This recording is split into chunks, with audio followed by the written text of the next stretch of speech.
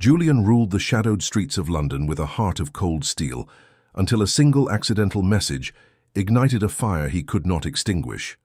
It was a spicy, intimate confession meant for another man, but it landed in the hands of the city's most dangerous soul.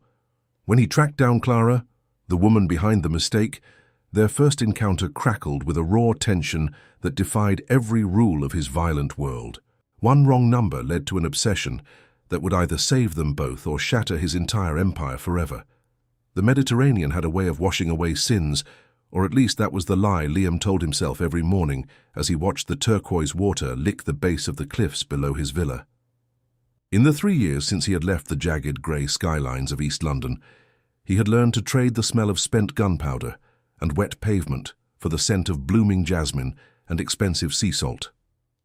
His life in Marbella was a masterpiece of quiet opulence, a sanctuary of marble and glass where the only shadows were cast by the swaying palms. He was a man who had successfully transitioned from the king of the shadows to a ghost in the sun. On a Tuesday in September of 2022, the heat was particularly heavy, hanging over the coast like a velvet curtain.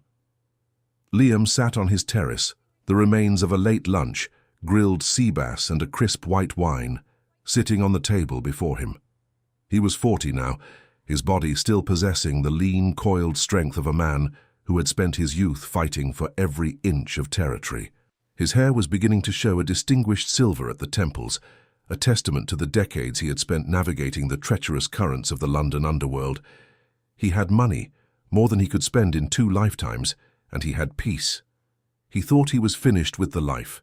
He had severed ties with the syndicates, moved his assets into legitimate Spanish real estate, and changed his number dozens of times. Yet tucked away in the back of a heavy mahogany desk drawer in his study, there sat a relic. It was an encrypted phone, a specialized piece of hardware from his days as a high-level fixer. He hadn't touched it in over a year, yet he had never been able to bring himself to destroy it. It was his last tether to the man he used to be. The chime of a notification broke the silence of the afternoon. It wasn't his modern smartphone that made the sound, but that old, forgotten ghost phone. Liam froze. His heart, usually a steady and rhythmic engine, skipped a beat. The sound was like a voice from a grave.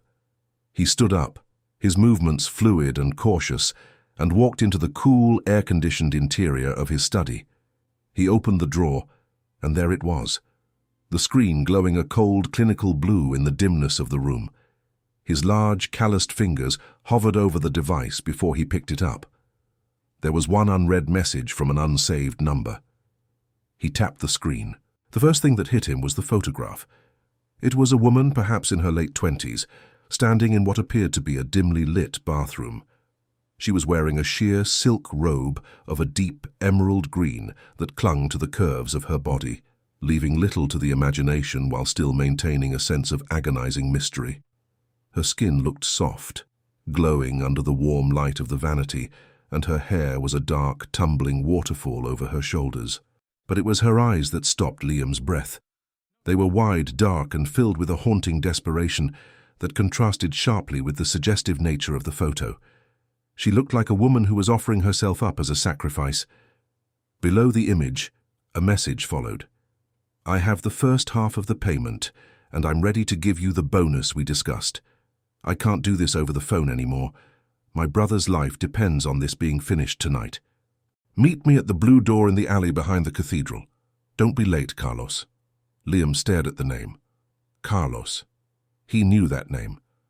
Carlos was a local fixer in the Marbella underworld, a man known for his brutality and his involvement in human trafficking and high-stakes debt collection. The message was clearly intended for him. The ghost phone Liam held had once belonged to a man who acted as a middleman for international deals, and it seemed the lines of communication had crossed in the most dangerous way possible. Liam leaned back against his desk, the cold marble biting through his linen shirt. He should ignore it. He should take the phone to the cliffs and hurl it into the sea. This wasn't his war. He had earned his retirement through blood and iron, and getting involved with a local syndicate was a one-way ticket, back to the hell he had escaped. But he couldn't look away from the woman's face. Elena, though he didn't know her name yet, had a look he had seen 1,000 times in London. It was the look of someone who had reached the end of their rope and was prepared to do the unthinkable to save someone they loved. The bonus she mentioned wasn't a financial one. The sheer robe and the raw vulnerability in the photo made that chillingly clear. She was selling herself to a monster to pay off a debt. The London gangster in him, the man who had lived by a code of twisted but firm morality, felt a low, familiar rumble of rage. He hated men like Carlos, men who preyed on the desperate, and more than that, he felt an inexplicable pull toward the woman. It was as if the universe had reached out across the digital void to hand him a chance at a different kind of redemption. He looked at the time. The sun was beginning to dip, painting the Spanish sky in hues of bruised purple and burning orange. If he was going to act, he had to move now. Liam didn't hesitate any longer. He walked to his walk-in closet and bypassed the designer suits. He pulled out a pair of dark, well-fitted jeans and a black tactical jacket. He checked his wall safe, pulling out a heavy, matte black handgun. He didn't want to use it, but he knew the world he was stepping back into. He checked the magazine, felt the familiar weight of the weapon in his hand, and tucked it into the small of his back. As he walked toward the garage, his mind was already mapping out the streets behind the cathedral. The old town was a labyrinth of narrow alleys and centuries-old stone, a perfect place for a secret meeting or an execution. He climbed into his silver coupe, the engine purring to life with a predatory growl. As he drove down the winding roads of his estate, leaving the safety of his fortress behind, the wind whipped through the open window, carrying the scent of the sea. His hands were steady on the wheel, but his pulse was racing. He told himself he was just going to observe. He told himself he was just going to make sure the woman didn't walk into a slaughterhouse. But deep down, Liam knew he was lying. He was a man who had been built for conflict, and the great ghost of London wasn't ready to fade away just yet. He reached the outskirts of the old town as the streetlights began to flicker on, casting long, distorted shadows against the ancient walls. He parked several blocks away, blending into the evening foot traffic of tourists and locals heading out for tapas. He moved with a practiced ease, his eyes scanning the crowds, his senses heightened. He found the alleyway behind the cathedral easily. It was a narrow cobblestone throat of a street, smelling of damp earth and expensive tobacco. It was the kind of place where secrets were kept and lives were traded.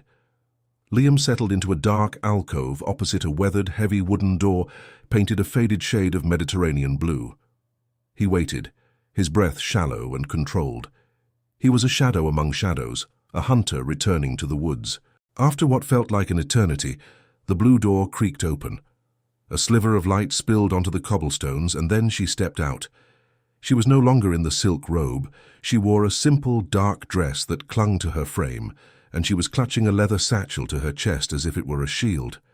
She looked around, her movements frantic and bird-like. She was beautiful, even more so than in the photo, but her beauty was eclipsed by the sheer terror etched into her features. She didn't see Liam. She was looking for Carlos. She was looking for a monster, unaware that a different kind of beast was watching her from the dark. The sound of a heavy engine echoed from the far end of the alley, the headlights of an approaching car cutting through the gloom. Liam felt the hair on the back of his neck stand up. The game was beginning, and the woman at the blue door had no idea that her mistake was about to change both of their lives forever. Liam stepped out of the shadows, his voice low and commanding as he moved toward her. "You're in the wrong place, Elena," he said, though he hadn't intended to speak her name aloud, or even knew if it was hers. She spun around, her eyes wide with a new kind of fear, and as the car drew closer, the real danger began to materialize. The air in the narrow alleyway behind the Marbella Cathedral was thick with the scent of overripe jasmine and the salty tang of the Mediterranean. It was a Tuesday in September of 2022, a night that felt far too heavy for the quiet retirement Liam had meticulously built. He stood in the deepest shadows, his back pressed against the cold, damp stone of a centuries-old wall. He could hear the distant chime of bells, a mournful sound that echoed through the labyrinth of the old town. His thumb traced the edge of his encrypted phone in his pocket. The image of the woman was burned into his mind, the way the sheer silk of her robe had clung to her curves, and the haunting, desperate look in her eyes that didn't match the provocative nature of her message. He knew he should have deleted it. He should have stayed in his villa, sipping a vintage red and watching the moon reflect off his infinity pool. But the instincts of the London streets, the ones he had spent 3 years trying to drown in Spanish sunshine, had roared back to life. The blue door creaked open. It was a heavy piece of timber, its paint peeling in long, jagged strips like dead skin. A sliver of warm, amber light spilled onto the cobblestones, and then she stepped out. Elena looked even more fragile in person than she had in the digital glow of his phone screen. She had thrown a dark trench coat over the silk robe, but she hadn't bothered to button it properly. Beneath the coat, the pale shimmer of the fabric caught the moonlight. She was clutching a leather satchel to her chest as if it were a shield, her knuckles white, her breathing coming in shallow, jagged gasps. She scanned the alley, her eyes wide and frantic. When they finally landed on Liam, she froze. He stepped out of the shadows, moving with a slow, deliberate grace that had once made grown men in East London tremble. He was dressed in a charcoal suit that cost more than most people earned in a year, his presence commanding and predatory. "You're not Carlos," she whispered. Her voice was like crushed velvet, trembling with a fear that made Liam's chest tighten in a way he hadn't felt in years. Liam didn't move any closer. He kept his hands visible, though his fingers were curled into loose fists. "Carlos isn't coming," he said, his voice a low, gravelly baritone that seemed to vibrate in the narrow space between them. "And if he was, you wouldn't want to meet him. Men like Carlos don't appreciate the bonus you offered. They just take what they want and leave the rest in the dirt." Elena's face went deathly pale. She took a half step back, her heel catching on an uneven stone. She would have fallen if Liam hadn't moved. He was across the alley in a heartbeat, his hand shooting out to steady her. His fingers wrapped around her upper arm, the heat of his palm seeping through the thin silk of her sleeve. The contact was electric, a sudden jarring jolt of pure physical reality that seemed to still the world around them. She was soft, far softer than the world he inhabited, and she smelled of rain and something sweet, like vanilla. For a moment, they simply stood there, chest to chest, the silence of the alleyway pressing in on them. Liam could feel the frantic pounding of her heart against his own ribcage. Her eyes, a deep, stormy green, searched his face, looking for the monster she expected to find. "Who are you?" she breathed, her lips just inches from his. "A man who knows that you're standing in the open with enough cash to get you killed 20 times over," Liam replied. He didn't let go of her arm. Instead, his grip shifted, his thumb brushing against the sensitive skin of her inner wrist. He felt her pulse jump. "And a man who knows that the message you sent wasn't meant for me, but ended up in my hands for a reason." Elena looked down at the satchel, then back at him. "I didn't have a choice. My brother, he's a fool, but he's all I have. They told me if I brought the money, if I did what they asked, they'd let him go. I thought Carlos was the one in charge." Liam felt a cold, familiar rage simmering in his gut. He knew the name Carlos. Carlos was a bottom feeder, a man who dealt in human misery and took orders from shadows. If Elena had met him, she wouldn't have walked away from that blue door. "Carlos is a ghost," Liam said firmly, "and the people he works for don't make deals. They make examples." Before she could respond, the silence of the night was shattered by the low, guttural growl of a high-performance engine. It was the sound of a predator approaching, the vibrations rattling the window frames of the nearby houses. At the end of the alley, 2 white beams of light cut through the darkness, sweeping across the stone walls as a black sedan rounded the corner. Elena's breath hitched, a small, choked sound of terror. She pressed herself closer to Liam, her body trembling violently against his. He could feel the curves of her legs against his own, the desperate heat of her skin. "Is that them?" she hissed, her fingers digging into the expensive fabric of his blazer. Liam didn't answer. He didn't need to. He recognized the tint of the windows and the aggressive stance of the car. It was a hit squad, or at the very least, a collection of local muscle sent to ensure the bonus was collected. He looked at the blue door, then back at the approaching lights. There was no time for explanations, no time to play the role of the retired gentleman. "Hold on to me," Liam commanded. He didn't wait for her consent. He slipped his arm around her waist, pulling her flush against him so he could feel the curve of her hip and the frantic rhythm of her breathing. The physical proximity was overwhelming, a mixture of protective instinct and a raw, carnal attraction that he hadn't expected. She was a stranger, a mistake in his inbox, but in this moment, she was the only thing that mattered. The sedan accelerated, the tires screeching against the cobblestones. Liam looked at the labyrinth of side streets branching off from the cathedral square. He knew these streets. He had spent 3 years memorizing every escape route and every shadow in Marbella, just in case his past ever decided to catch up with him. "We run," he whispered into her ear, his breath stirring the loose strands of her hair. "And you don't stop until I tell you." He turned, leading her toward a gap between 2 buildings just as the sedan's headlights illuminated the spot where they had been standing. The roar of the engine filled the alley, echoing like thunder. Liam felt the rush of adrenaline, the familiar cold clarity that came when the world turned violent. As they ducked into the darkness of a secondary passage, the sound of a car door slamming shut rang out behind them, followed by the heavy thud of boots on stone. The hunt had begun, and as Liam felt Elena's hand slip into his, her fingers locking with his own in a grip of pure desperation, he realized that he wasn't just saving a stranger. He was stepping back into a war he thought he had won. But as they rounded the first corner, Liam saw something that made his blood run cold, a second set of headlights appearing at the far end of the street, boxing them in. The mistake message hadn't just brought him to a woman in trouble. It had walked him straight into a trap that felt far too personal to be a coincidence. The roar of the engine was a low, predatory growl that echoed against the centuries-old stone walls of the alley. It was a sound Liam knew all too well, the sound of a hunt beginning. He didn't waste a second on questions. His hand shot out, his fingers locking around Elena's wrist.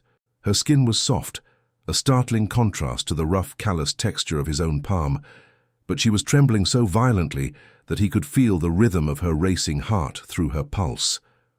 "Run!" he commanded, his voice a low, gravelly snap that brooked no argument.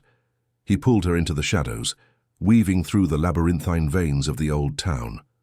Marbella's historic district was a maze of whitewashed buildings and narrow passages designed long ago to confuse invaders. Today it was Liam's playground. He knew every turn, every dead end, and every hidden staircase that led toward the sea. Behind them, the screech of tires on cobblestones signaled that the black sedan had reached the mouth of the alley. Elena stumbled, her breath coming in ragged, desperate gasps. She was wearing thin sandals that were never meant for a sprint through a coastal fortress. Liam slowed his pace just enough to tuck his arm around her waist, hoisting her closer to his side. The contact was electric, a sudden and intense surge of heat that bypassed the adrenaline of the chase. He could smell the faint scent of jasmine and something sharper, fear, clinging to her. She didn't resist. She leaned into his strength, her fingers clutching the expensive fabric of his charcoal blazer. They ducked behind a heavy wooden door that led into the rear of a small, dimly lit tapas bar. The air inside was thick with the scent of roasted garlic, aged ham, and cheap wine. A few locals sat at the bar, their eyes flickering toward the 2 strangers for only a moment before returning to their drinks. In this part of the world, people knew better than to ask why a man who looked like a king was dragging a woman who looked like a ghost through a kitchen entrance. Liam led her to a secluded booth in the far back, tucked away from the windows. He sat her down, his body partially shielding her from the rest of the room. He didn't let go of her hand immediately. The warmth of her was a grounding force in the chaos. "Deep breaths," he said, his eyes scanning the front entrance. "They lost the trail 3 blocks back. We have a few minutes." Eleanor slumped against the leather seat, her chest heaving. She looked up at him, and for the first time Liam saw the full depth of her features. Her eyes were a deep, soulful amber, framed by lashes that were still damp with unshed tears. She was beautiful, but it was a fragile, exhausted beauty. "Who are you?" she whispered, her voice shaking. "You're not the one I was supposed to meet. The message, it was for Carlos." Liam leaned back, his expression hardening. "Carlos is likely in a ditch or a holding cell, Elena. The phone I have used to belong to a man who didn't exist. It was a ghost number. Somehow, your brother, or whoever put you up to this, Found it. She flinched at the mention of her brother. Matteo, he didn't mean for this to happen. He gets into things he can't handle. He told me if I didn't deliver the first half of the money and the bonus, they would kill him. Liam felt a cold, familiar rage simmering in his gut. He had spent his life in London dealing with men who used their families as shields. "The bonus, Elena," he said, his voice dropping to a dangerous level. "Tell me what that meant." She looked away, a flush of shame creeping up her neck. She pulled her silk robe tighter around her, though it did little to hide the curve of her shoulders. It wasn't money they wanted. They wanted to humiliate him by taking something he couldn't protect. Me. It was part of the deal. One night in exchange for his life. The silence that followed was heavy. Liam reached out, his hand hovering near her face before he gently tucked a stray lock of dark hair behind her ear. His touch was light, almost tentative, but the tension between them was thick enough to suffocate. He wasn't a hero. He had done terrible things in the shadows of the Thames, things that still haunted his sleep. But there was a line, and the men pursuing Elena had crossed it. "You're a teacher, aren't you?" Liam asked, his gaze drifting to the satchel she held like a life preserver. She nodded slowly. "Primary school, 3rd grade. I was supposed to be grading papers tonight. Instead, Instead, you're with me," Liam finished. He watched her, noting the way her eyes lingered on his mouth, the way her breathing hitched when he moved slightly closer. Despite the terror of the situation, there was an undeniable pull between them, a raw, carnal recognition of two people pushed to their absolute limits. He stood up, fishing a few €100 notes from his clip and dropping them on the table. "We can't stay here. That sedan wasn't local muscle. They were professional. They'll start checking the bars and hotels within the hour." Elena stood on shaky legs. "Where are we going? I can't go home. They know where I live." "You're coming with me," Liam said. He saw the flicker of hesitation in her eyes, the silent question of whether she was simply trading one predator for another. He stepped into her space, his presence overwhelming the small booth. He didn't touch her, but he was close enough that she could feel the heat radiating from his body. "I have a villa on the cliffs. It's a fortress. No one gets in unless I want them to." "And what do you want?" she asked, her voice a mere breath. Liam looked at her, really looked at her, seeing the desperation and the hidden strength beneath it. "I want to see the look on their faces when they realize they've tried to rob the wrong man." He led her out the back exit, his mind already racing through the logistics of the defense. He hadn't used the security systems at the villa to their full potential in over 2 years, preferring the quiet life of a wealthy expatriate. But the great ghost of London wasn't dead. He was just resting.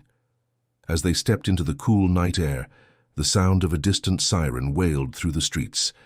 Liam signaled for a private car he had on call, a discreet silver SUV that appeared from the shadows of a nearby plaza within 3 minutes. He opened the door for Elena, his hand lingering on the small of her back as she slid inside. The contact sent a jolt of electricity through him, a reminder that he was very much alive. As the car began to climb the winding roads leading away from the city centre, Liam watched the lights of Marbella fade in the rearview mirror. He looked at Elena, who was staring out the window with a look of profound loss. "Elena," he said softly. She turned to him, her eyes wide. "You're safe now. But understand this. Once we go through those gates, the world you knew is over. You're in my world now." She didn't pull away.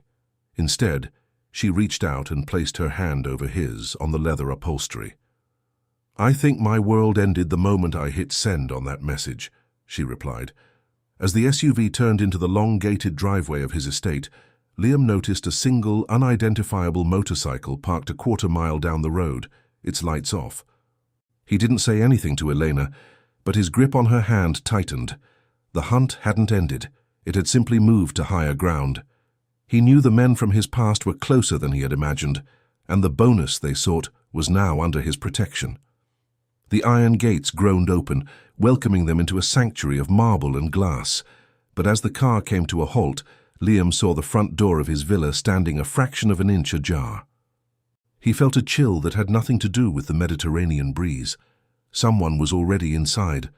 The black sedan wound its way up the serpentine roads of the Sierra Blanca, the engine a low, predatory hum against the silence of the Andalusian night. Inside the cabin, the atmosphere was thick with a tension that felt almost tactile. Liam kept his eyes on the road, his hands steady on the leather-wrapped steering wheel, but he could feel Elena's gaze on him. She was pressed against the passenger door, her breathing still shallow, her fingers interlaced so tightly her knuckles were as white as the moon hanging over the Mediterranean.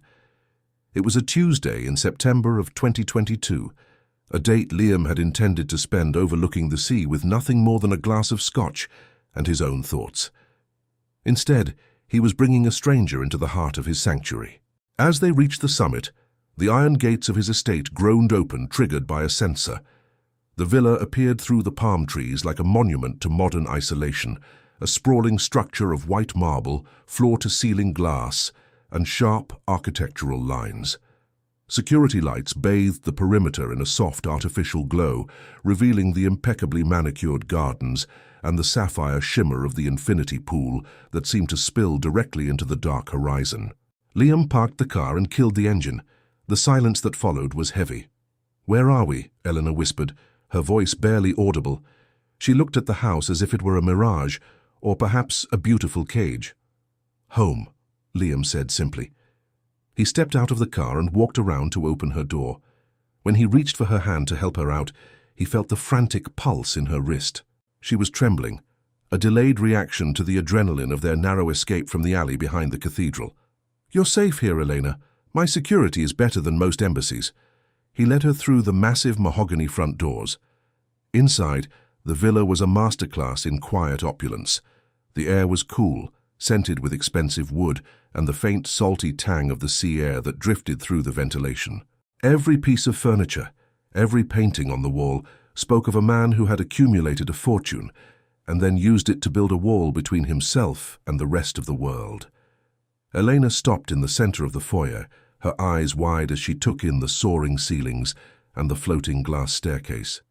"You said you weren't Carlos," she said, turning to face him, "but you didn't say who you actually are. No one lives like this on a teacher's salary or a modest pension. Who are you, Liam?" Liam took off his jacket, draping it over the back of a designer chair. He didn't look at her immediately. "I'm a man who learned a long time ago that the world doesn't give you what you deserve. It gives you what you take. For a long time I took a lot. Now I just want to keep what I have." He gestured toward the sunken living area. "Sit. You look like you're about to collapse." Elena hesitated, then walked toward the plush, charcoal-colored sofa. She sat on the very edge of the cushion, her leather satchel, still filled with the money that had started this nightmare, clutched in her lap. Liam disappeared into the kitchen and returned moments later with a bottle of vintage red wine and 2 crystal glasses. He set the glasses on the low marble table and began to pour. The liquid was dark, almost like blood in the dim light of the villa. As he handed her a glass, his fingers brushed against hers.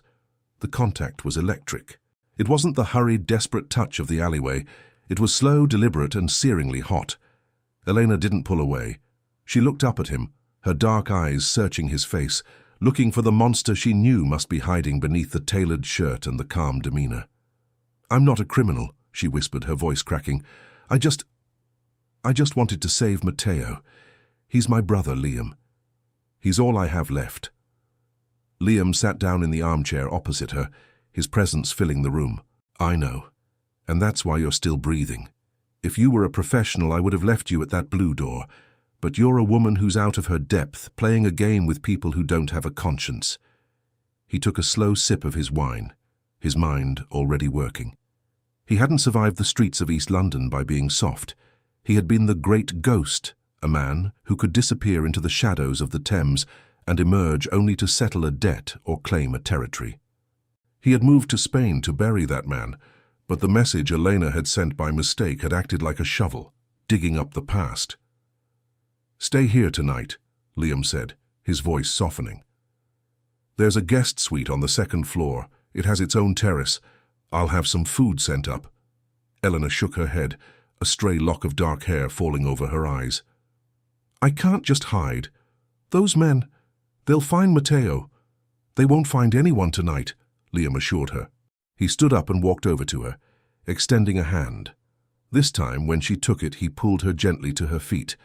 The proximity between them was intoxicating. He could smell the faint scent of jasmine on her skin, a sharp contrast to the cold, sterile luxury of his home. She stepped closer, her chest nearly touching his. The fear in her eyes was being replaced by something else, a heavy, simmering attraction born from the shared trauma of the night. Her hand slid up his arm, her palm resting over his bicep. Liam felt the heat of her touch through his sleeve, a reminder of a life he had tried to forget, a life where passion and danger were inextricably linked. "Why are you doing this?" she asked, her breath warm against his neck. "You don't even know me." "Maybe I recognize the look in your eyes," Liam replied, his voice a low rumble. The look of someone who's tired of being afraid. For a long moment, they stood there in the shadows of the marble hall, the silence of the villa wrapping around them. Liam felt the urge to lean in, to lose himself in the softness of her lips and forget the blood on his hands and the ghosts in his head. But the discipline that had kept him alive for 40 years held him back. He gently disentangled himself, though his hand lingered on her waist for a second longer than necessary. "Get some sleep, Elena," he said. "Tomorrow the world will still be there, and we'll have to deal with it." He watched her walk up the glass staircase, her silhouette framed by the moonlight pouring through the windows. Once she was gone, the warmth left the room. Liam walked into his private study, a room protected by a biometric lock. He sat behind his desk and opened a hidden compartment, pulling out a secondary, encrypted phone, the one that had received the message meant for Carlos. He spent the next 3 hours navigating the digital underbelly of the coast. He made 2 calls to contacts he hadn't spoken to in over 1,000 days. By the time the sky was beginning to turn a pale, bruised purple in the east, Liam had found what he was looking for. The man Elena was supposed to meet, Carlos, wasn't just a local fixer. He was a low-level associate for a syndicate based in the United Kingdom. Specifically, he was on the payroll of a crew from East London, a crew led by a man named Julian. Liam stared at the name on his screen, his jaw tightening. Julian hadn't just been a rival. He had been the reason Liam had been forced to flee London in the first place. The fact that Julian's reach now extended to the very shores where Liam had sought peace wasn't a coincidence. As the first rays of the sun hit the marble floors of the villa, Liam realized that the mistake message wasn't just a random error. It was a bridge back to a world he had burned to the ground. He stood up and walked to the window, looking out at the calm Mediterranean. He could hear Elena moving in the room above him, the soft sound of her footsteps a stark contrast to the storm brewing in his mind. He went to the kitchen to make coffee, the mundane task feeling surreal. He was just reaching for a cup when his security monitor hummed to life. The infrared cameras at the perimeter of the estate were picking up heat signatures. 3 figures were moving through the dense shrubbery near the western wall. They weren't tourists lost in the hills, and they weren't local police. They moved with the synchronized precision of professional hunters. Liam felt a familiar chill settle in his chest, the cold, calculated focus of the London gangster. He didn't reach for a weapon yet. He watched the screen, his eyes tracking their movements. They were bypassing the main sensors, using a blind spot he had thought only he knew about. The realization hit him like a physical blow. They weren't just looking for Elena. They knew exactly whose house they were approaching. As the 3 men reached the edge of the terrace, Liam saw the glint of steel in the morning light. He turned toward the stairs, his heart hammering against his ribs. He needed to get to Elena before they did, but as he reached the first step, he heard the sound of shattering glass from the second floor. The Mediterranean sun was a cruel contrast to the cold dread settling in the pit of Liam's stomach. It was a Wednesday morning in September of 2022, and the air in Marbella was thick with the scent of blooming bougainvillea and salt. Liam sat in his glass-walled study, the light reflecting off the mahogany desk that had never seen a day of honest work.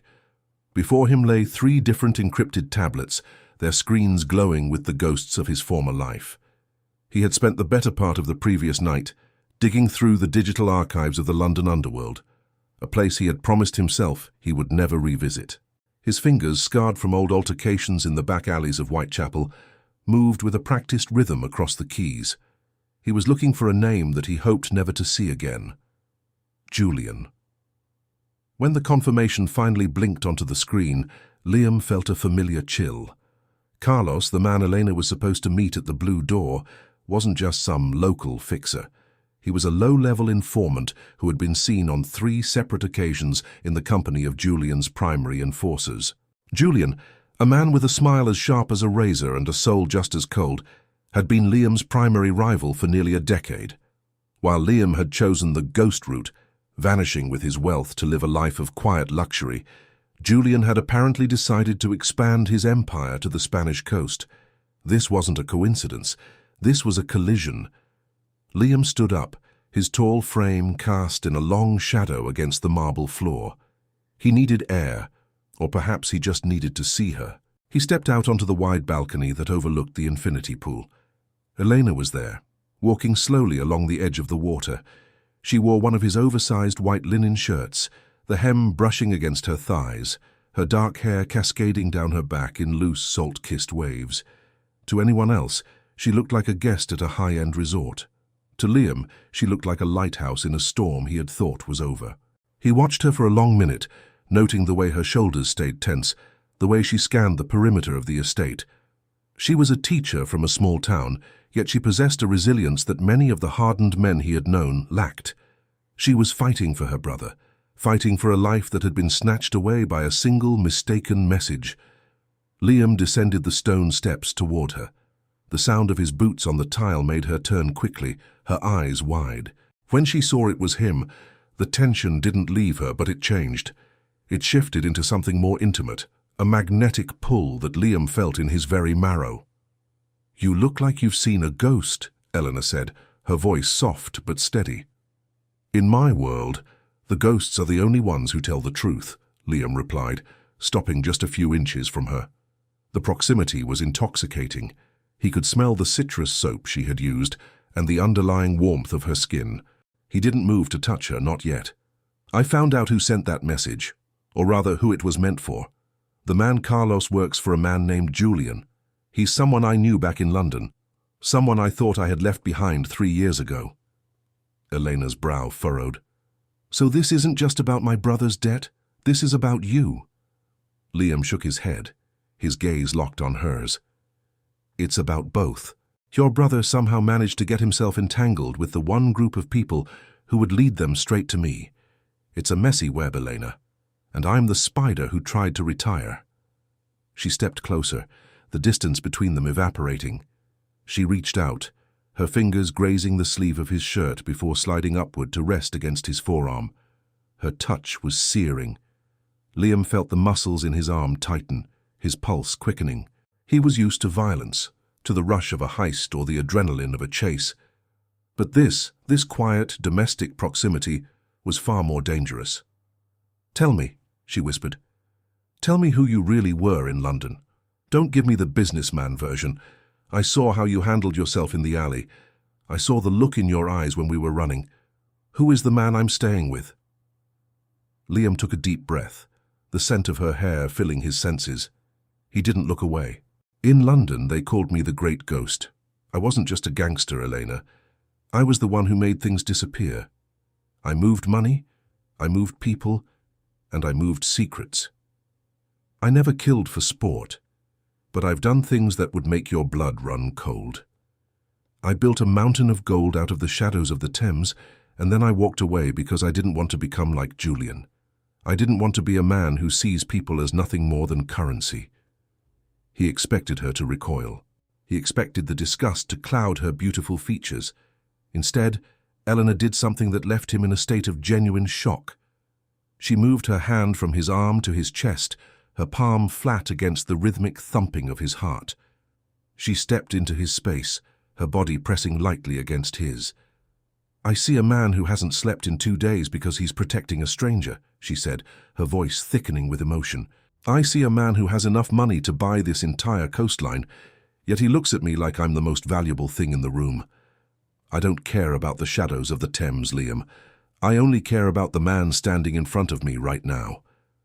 Liam felt a surge of protectiveness so fierce it nearly knocked him over. He reached up, his large hand cupping her jaw, his thumb tracing the curve of her lower lip.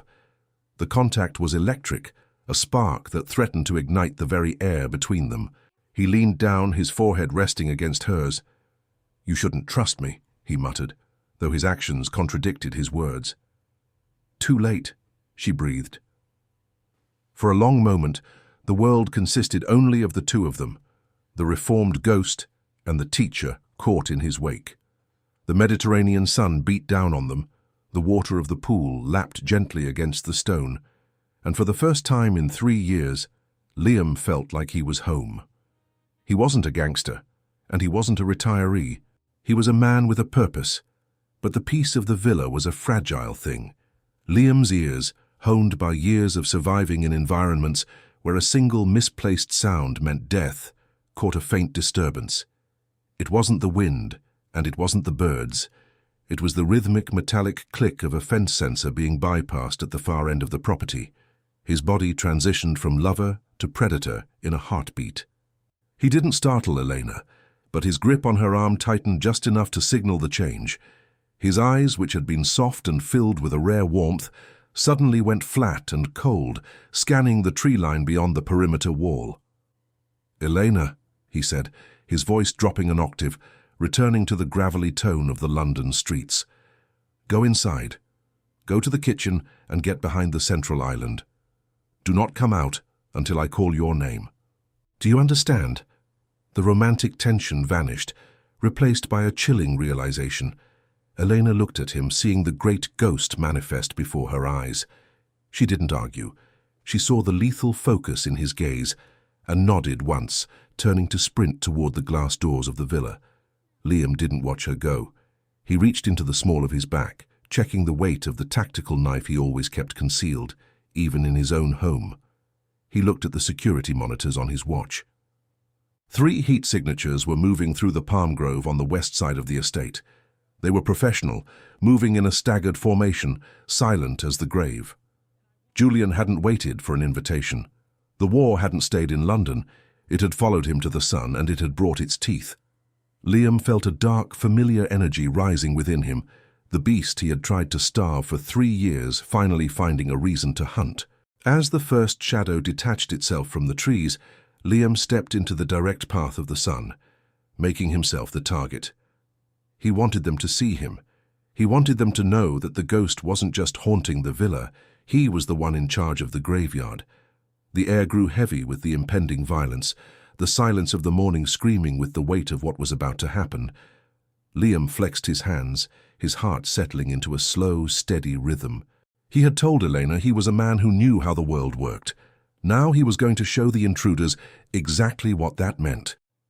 The first intruder raised a silenced weapon, but before the trigger could be pulled, the villa's perimeter lights, calibrated for evening, suddenly flared to life in a blinding strobe, a manual override Liam had triggered from his watch. In that split second of disorientation, the London gangster moved. But as he lunged forward, a second realization hit him. There were more than 3 signatures now. A 4th and 5th appeared on his display, coming from the direction of the guest house, toward the kitchen, toward Eleanor.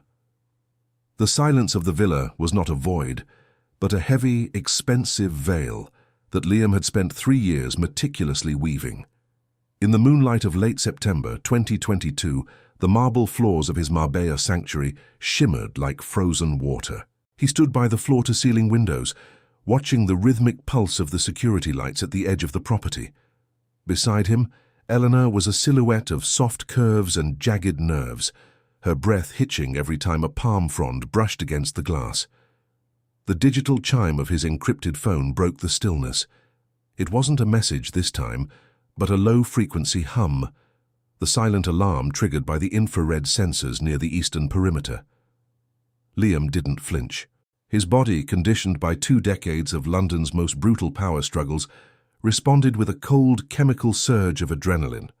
He was no longer the retired businessman sipping vintage Rioja. He was the ghost who had once haunted the docks of the Thames. "Stay here," Liam said, his voice dropping an octave into a register of pure authority. "Go into the pantry. The door is reinforced steel. Do not open it for anyone but me." Elena's eyes were wide, the pupils blown dark with terror. She reached out, her fingers grazing the sleeve of his linen shirt. "Liam, what is it? Is it Carlos?" "It's the consequence of a message sent to the wrong man," he replied, his tone clipped. He gently but firmly moved her hand, feeling the frantic heat of her skin against his palm. "Into the pantry. Now." He watched her disappear into the shadows of the kitchen before he turned toward the terrace. He didn't reach for a firearm. In Spain, a gunshot brought the Guardia Civil, and Liam preferred to keep his business beneath the radar of the state. Instead, he pulled a heavy, weighted tactical baton from a hidden recess in a decorative Moorish table. Outside, the air was thick with the scent of night-blooming jasmine and the salt of the Mediterranean. Liam moved with a predatory grace that defied his age. He knew every inch of this garden, every shadow cast by the limestone pillars. He saw the first man near the infinity pool, a broad-shouldered shadow wearing a dark tactical hoodie. The man was moving toward the guest wing, a silenced pistol held low. Liam didn't wait for an opening. He created one. He stepped from behind a cluster of potted lemon trees, the baton extending with a metallic snap that sounded like a bone breaking. Before the intruder could pivot, Liam was inside his guard. He delivered a brutal, short-arc strike to the man's radial nerve, forcing the pistol to clatter onto the stone. A follow-up kick to the back of the knee sent the intruder down, and a final precise blow to the temple ensured he wouldn't be waking up until the sun was high over the sea. The second and third men appeared from the darkness of the lower orchard. They were more professional, split apart to flank him. Liam felt a familiar, dark joy rising in his chest. The old Liam, the one who had built an empire on iron and blood, was relishing the friction. The second intruder lunged with a combat knife. Liam parried the strike with the reinforced steel of the baton, the screech of metal on metal echoing in the night. He used the man's momentum against him, grabbing the back of his neck and slamming his face into the edge of a marble fountain. The water turned a dark, swirling crimson in the moonlight. The third man, seeing his comrades fall with such clinical efficiency, hesitated. It was his final mistake. Liam closed the distance in 3 long strides. He didn't use the baton this time. He caught the man's throat in a crushing grip, pinning him against a stone pillar. The intruder clawed at Liam's arm, his eyes bulging as he realized he wasn't fighting a soft expatriate, but a wolf in a tailored shirt. "Who sent you?" Liam hissed, his face inches from the man's. "Was it Julian? Was it the local crew?" The man gurgled, unable to speak. Liam felt the frantic beat of the man's pulse against his thumb. He realized these weren't Julian's men. They were too unrefined, too desperate. These were local muscle, the kind of men hired by someone who didn't know who Liam truly was. He dropped the man, a final strike to the solar plexus, leaving him gasping and unconscious on the gravel. Liam stood in the center of his ruined piece, his chest heaving. His shirt was torn at the shoulder, a thin line of blood trickling from a scratch on his jaw, where the second man's knife had found a fraction of an inch of skin. He took a long, steadying breath, waiting for the red mist to recede.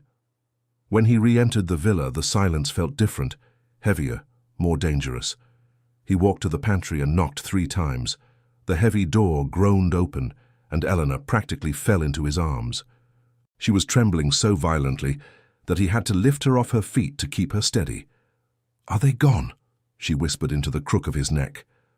"For now," Liam said. He carried her to the oversized leather sofa in the living room, but he didn't let her go. The adrenaline was still humming through him, a bridge between the violence of the garden and the sudden, intense need for the woman in his arms. Elena pulled back slightly, her hands shaking as she reached up to touch the wound on his jaw. Her fingers were cold, but as they traced the cut, a spark of heat ignited between them.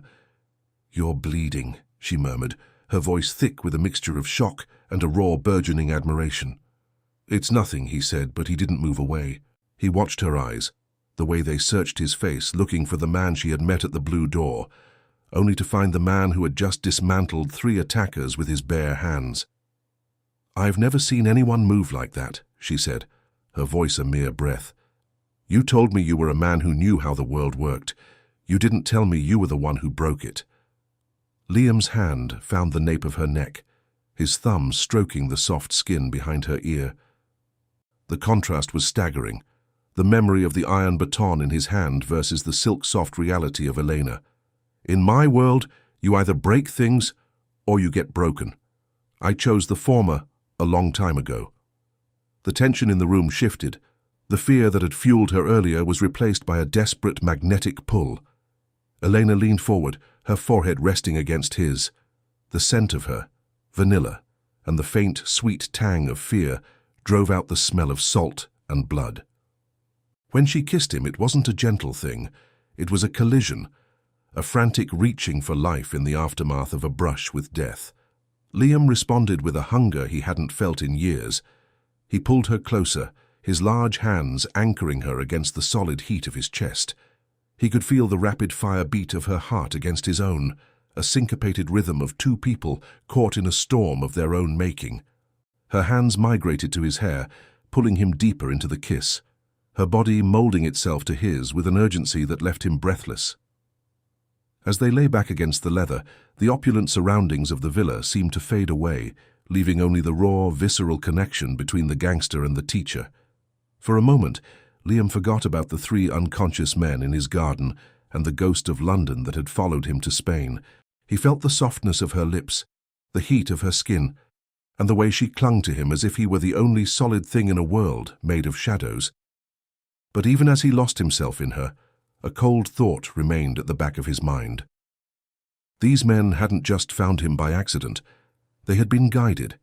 They had known exactly where to scale the wall. As Elena's head came to rest on his shoulder, her breathing finally evening out, Liam stared up at the vaulted ceiling. He reached for his phone, which had fallen onto the rug during their embrace. He scrolled through the messages, his eyes narrowing as he looked at the original text that had started it all. The mistake was beginning to look more like a map. And as he thought of Elena's brother, Matteo, the man she was trying to save, a chilling realization began to take root. He needed to find the boy, not to rescue him, but to find out exactly how much he had sold his sister for. The night wasn't over, and the shadows in the garden were only the beginning of a much longer, darker trail that led straight back to the one person Elena still trusted. Liam looked down at her sleeping form, a sense of grim resolve settling over him. He would protect her, but the price of that protection was about to get much, much higher. The humid air of Malaga in late September of 2022 felt like a damp wool blanket draped over Liam's shoulders. It was a stark contrast to the sterile, marble-cooled air of his villa in Marbella.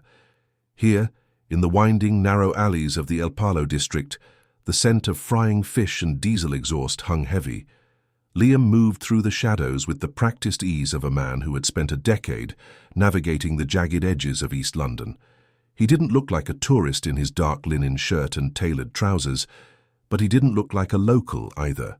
He looked like a storm held in reserve. He had spent the better part of 4 hours and €5,000 of his untraceable cash to find the location of the apartment. Money was the ultimate universal language, and in the underworld of the Costa del Sol, it spoke louder than any threat. A local informant, a man named Diego who dealt in stolen luxury watches, had finally pointed him toward a crumbling 3-story building that looked like it was being held together by nothing but peeling paint and stubbornness. Liam climbed the stairs, his footsteps silent on the cracked concrete. He reached the 3rd floor where the smell of cheap tobacco and unwashed laundry was strongest.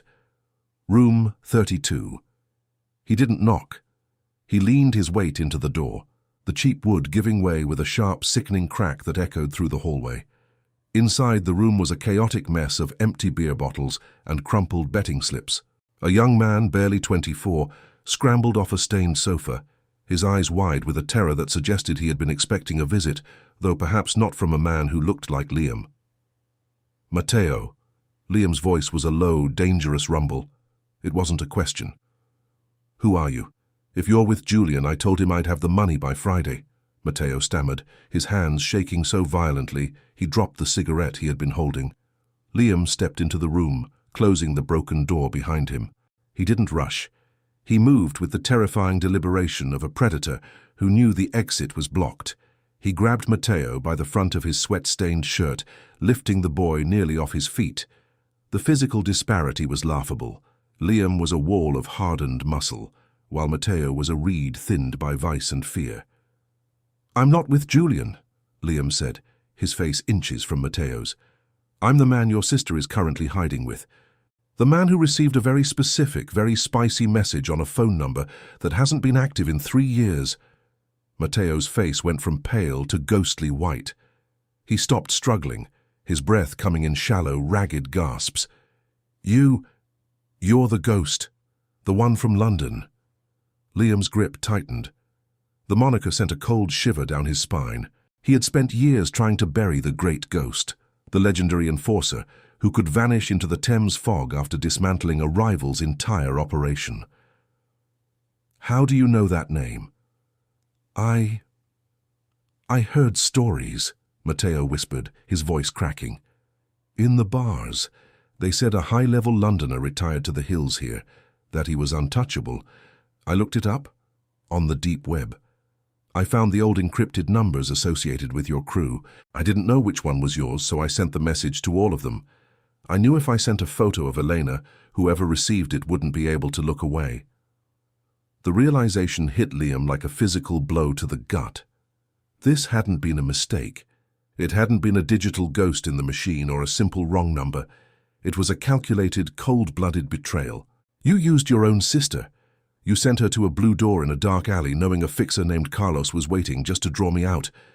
I needed a protector," Matteo cried out, tears finally spilling over. "Julian was going to kill me. I thought if a man like you saw her, saw how beautiful she was, you'd step in. I knew you'd take out the competition. I knew you'd keep her safe, and by extension, keep me safe." Liam's rage was a cold, simmering thing. He didn't strike the boy. That would have been too easy, too much of a release. Instead, he shoved Matteo backward onto the sofa. The boy collapsed into the cushions, sobbing. Liam looked around the room, seeing the remnants of a life wasted on greed and cowardice. "She thinks she's doing this for you," Liam said, his voice trembling with a restrained violence. "She was willing to give up her dignity, her life, her very soul to pay off your debts. And you sold her like a piece of meat to a man you'd never met, hoping his reputation for violence would solve your problems." "I had no choice." "There is always a choice," Liam snapped.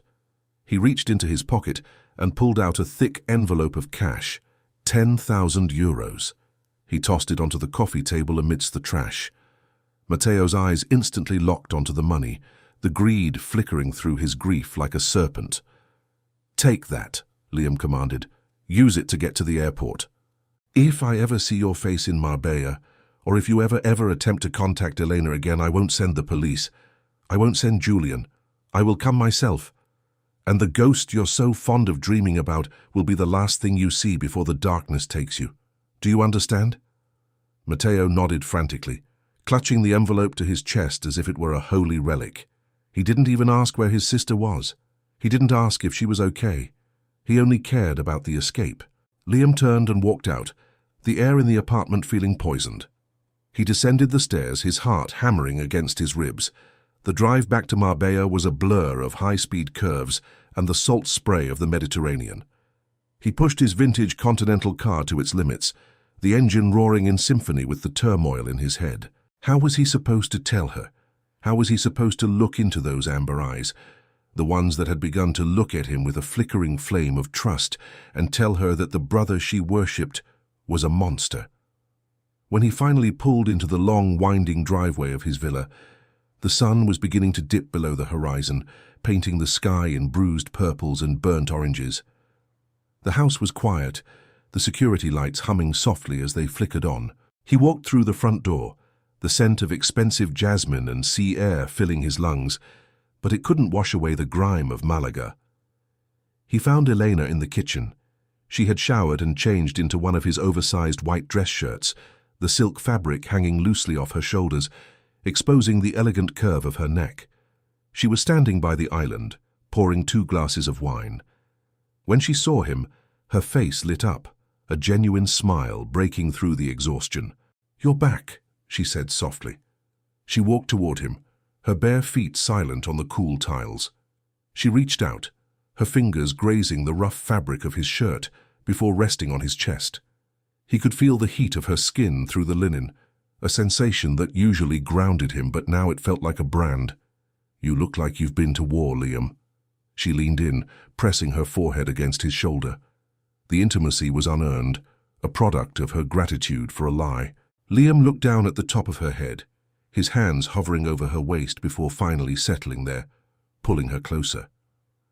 The softness of her body against his hard edges was a cruel irony.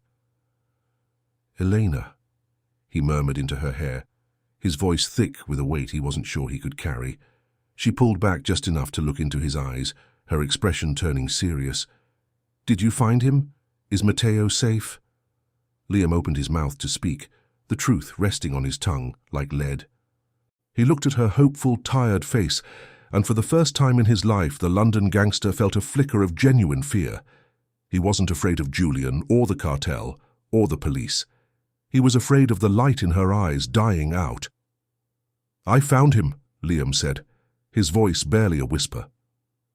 Before he could continue, the silence of the villa was shattered by a low, rhythmic thumping sound coming from the perimeter of the estate, the distinct, unmistakable sound of a heavy-duty drone hovering just outside the reinforced glass of the living room. Liam's internal alarm went off. He spun around, shielding Elena with his body, as a red laser dot danced across the white silk of the shirt she was wearing, centering perfectly over her heart. The message was clear. The conversation about the brother would have to wait, because the world Liam had tried to leave behind had just arrived at his front door with a target locked on. The midnight air in Marbella was thick with the scent of night-blooming jasmine and the salt of the sea, yet inside the villa, the atmosphere felt suffocating. Liam stood on the terrace for a moment before entering, his knuckles still aching from the brief, violent encounter with Matteo in Malaga. He looked down at his hands, hands that had built an empire of fear in the shadows of the Thames, hands that had tried to wash themselves clean in the Spanish sun for 3 years. He had wanted peace, a quiet life of luxury, where the only thing he had to worry about was the vintage of his wine or the temperature of the pool. But the world he had fled was a persistent ghost, and it had found him through a mistaken message on a Tuesday in September of 2022. He stepped through the heavy glass doors into the living room. The lights were dimmed to a soft golden glow, casting long shadows across the white marble floors. Elena was sitting on the edge of the oversized velvet sofa, her hands tucked between her knees, looking smaller than she ever had before. She looked up when he entered, her eyes searching his face for a sign of what he had found. "You're back," she whispered, her voice trembling. Liam didn't answer immediately. He walked over to the sideboard and poured 2 fingers of amber liquid into a crystal glass. He swallowed it in one go, feeling the burn settle the cold knot in his stomach. He didn't want to be the one to break her heart. He had broken bones, reputations, and lives, but this felt different. This was a surgical strike against the only thing she had left, her faith in her family. "I found him, Eleanor," Liam said, his voice low and raspy. He walked toward her, but he didn't sit down. He stood near the fireplace, the unlit logs a reminder of the warmth that was missing from the room. She stood up quickly, her face lighting up with a flicker of hope. "Is he okay? Is Matteo safe? Did you tell him that I have the money? That Julian won't hurt him?" Liam felt a surge of cold fury, not at her, but at the boy who had used her so callously. "Matteo is safe for now, but he's not the person you think he is, Elena." He watched the hope drain from her face, replaced by a confused, defensive mask. "What do you mean? He's my brother. He's just in over his head with the gambling. He's young. He makes mistakes." "This wasn't a mistake," Liam interrupted, his tone sharp. He stepped closer to her, the space between them narrowing until he could see the individual lashes of her dark eyes. "The message I received, the one you thought you were sending to a fixer named Carlos, it wasn't an accident. Matteo knew that the number belonged to me. He knew who I was. He heard the rumors about a man from London living like a ghost on the coast, and he thought he could use that ghost to scare off his creditors." Elena shook her head, her hair cascading over her shoulders. "No, that's impossible. He couldn't have known." "He told me himself," Liam said, his voice softening but remaining firm. "He used you as bait. He knew that if he sent a woman like you into a situation like that, someone like me wouldn't be able to look away. He gambled on my curiosity, and he gambled with your life to settle a debt of 50,000 euros. The silence that followed was absolute. It was the kind of silence that precedes a landslide. Elena's knees buckled and she fell back onto the sofa.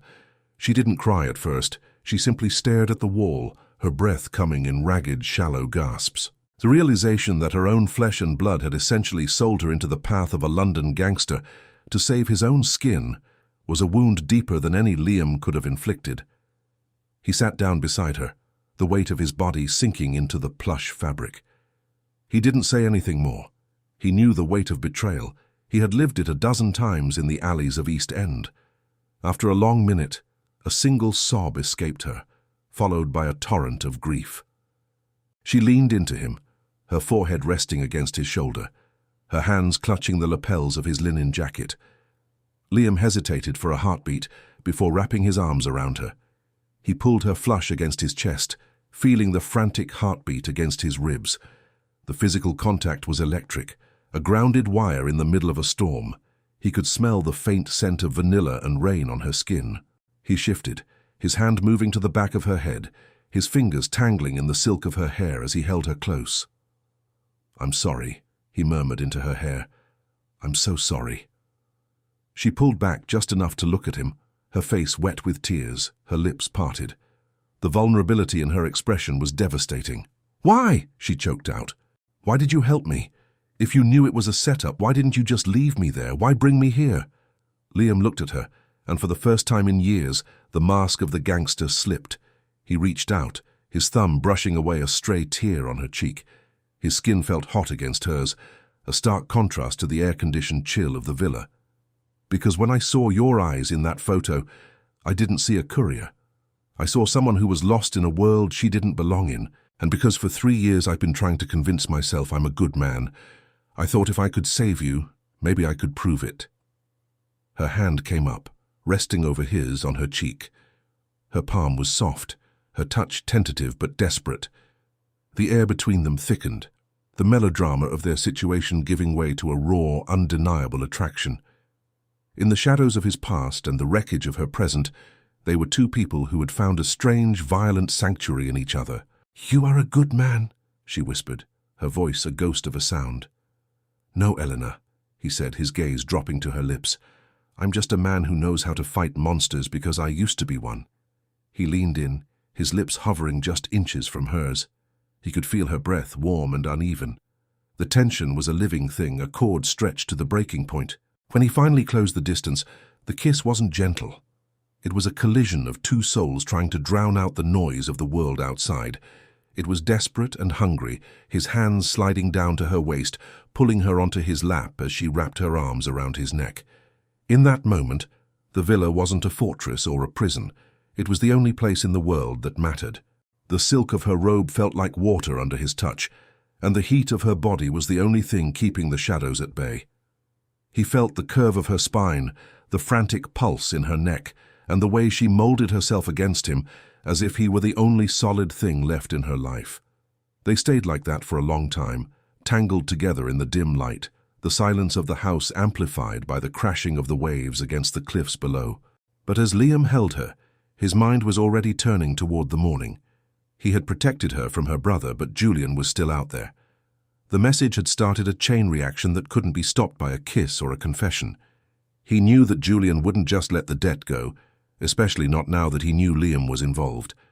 The rivalry they had shared in London was a fire that had never truly gone out. It had only been smouldering under the surface. By protecting Elena, Liam hadn't just saved a woman. He had declared war on a ghost from his past. As Elena finally drifted into a fitful sleep in his arms, her head resting on his chest, Liam stared out at the dark horizon. He had to end this. He had to make sure Julian knew that some things and some people were strictly off-limits. He reached for his phone, the same encrypted device that had brought her into his life, and began to compose a message of his own. He wasn't going to hide anymore. He was going to negotiate. But in his world, a negotiation always required a sacrifice, and as he looked down at the woman sleeping in his arms, he wondered if he was ready to pay the price. He knew that the beach club in Puerto Banús would be crawling with Julian's men by noon, and the peace he had built for 3 years was about to go up in flames. The morning sun began to creep over the Mediterranean, turning the grey water into a shimmering sheet of gold, but Liam only felt the cold weight of the task ahead. He gently disengaged himself from Eleanor, covering her with a cashmere throw, and walked toward his study. It was time to remind the world why they called him the Great Ghost. The morning air in Marbella was thick with the scent of blooming bougainvillea and the salt of the Alboran Sea, but for Liam, the beauty of the landscape felt like a fragile veil over an ugly truth. It was a Wednesday in September of 2022, a day that felt heavy with the weight of a past he had tried to bury beneath layers of silk shirts and marble floors. He stood on the terrace of his villa, his hands gripping the cool stone railing. Behind him, he could hear the soft, rhythmic sound of Elena breathing as she slept in the guest suite. She had been through a nightmare, and yet, in the quiet moments of the previous night, her presence had felt like a tether to a humanity he hadn't touched in years. Liam wasn't a man who believed in luck, but he believed in leverage. He retreated into his study, a room lined with leather-bound books and high-end security monitors. He opened a hidden safe behind a painting of the Thames at twilight, a reminder of where he came from, and pulled out a slender silver drive. It contained the ghosts of a dozen men, including Julian. In the underworld of London, information was more valuable than gold, and Liam had spent a decade collecting the kind of secrets that could dismantle empires. He had never intended to use them. They were his insurance policy, the price of his peaceful retirement in Spain. Now, for the sake of a woman who had sent a message to the wrong number, he was prepared to cash it all in. Before he left for the meeting, he stopped by Elena's door. He didn't knock, but as if sensing his presence, she opened it. She was wearing one of his oversized linen shirts, the sleeves rolled up to her elbows. The sight of her, fragile yet remarkably composed, sent a jolt through him. She stepped closer, her bare feet silent on the cold floor. She reached out, her fingers grazing the line of his jaw where a bruise was beginning to darken. "You don't have to do this," she whispered, her voice a soft ache in the morning stillness. "You could just leave. We could both leave." Liam looked into her eyes, seeing the genuine fear she held for him, not of him. He reached out, his large hand cupping her cheek, his thumb tracing the curve of her lower lip. The contact was electric, a spark of pure, unadulterated connection in a world that felt increasingly hollow. "I don't run, Elena," he said, his voice a low rumble. "I've spent 3 years building a life where I don't have to look over my shoulder. If I don't settle this now, we'll be running forever, and I'm tired of running." He leaned in, his lips brushing hers in a kiss that was both a promise and a goodbye. It tasted of desperation and a simmering passion that neither of them was ready to fully acknowledge. When he pulled away, his eyes were hard again, the great ghost of East London returning to the surface. He turned and walked away, the sound of his Italian leather shoes echoing through the hallway. The meeting was set for a high-end beach club in Puerto Banús, a place where the ultra-wealthy came to preen and the dangerous came to hide in plain sight. Liam arrived in a matte black SUV, his presence commanding even before he stepped out of the vehicle.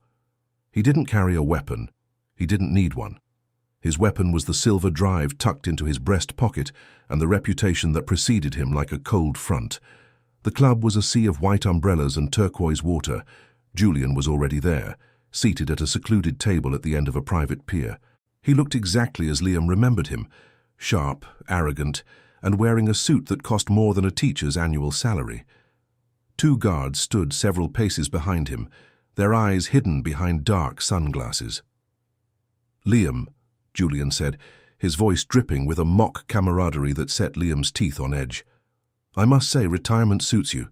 You look like you've traded the rainy alleys of Whitechapel for a life of leisure.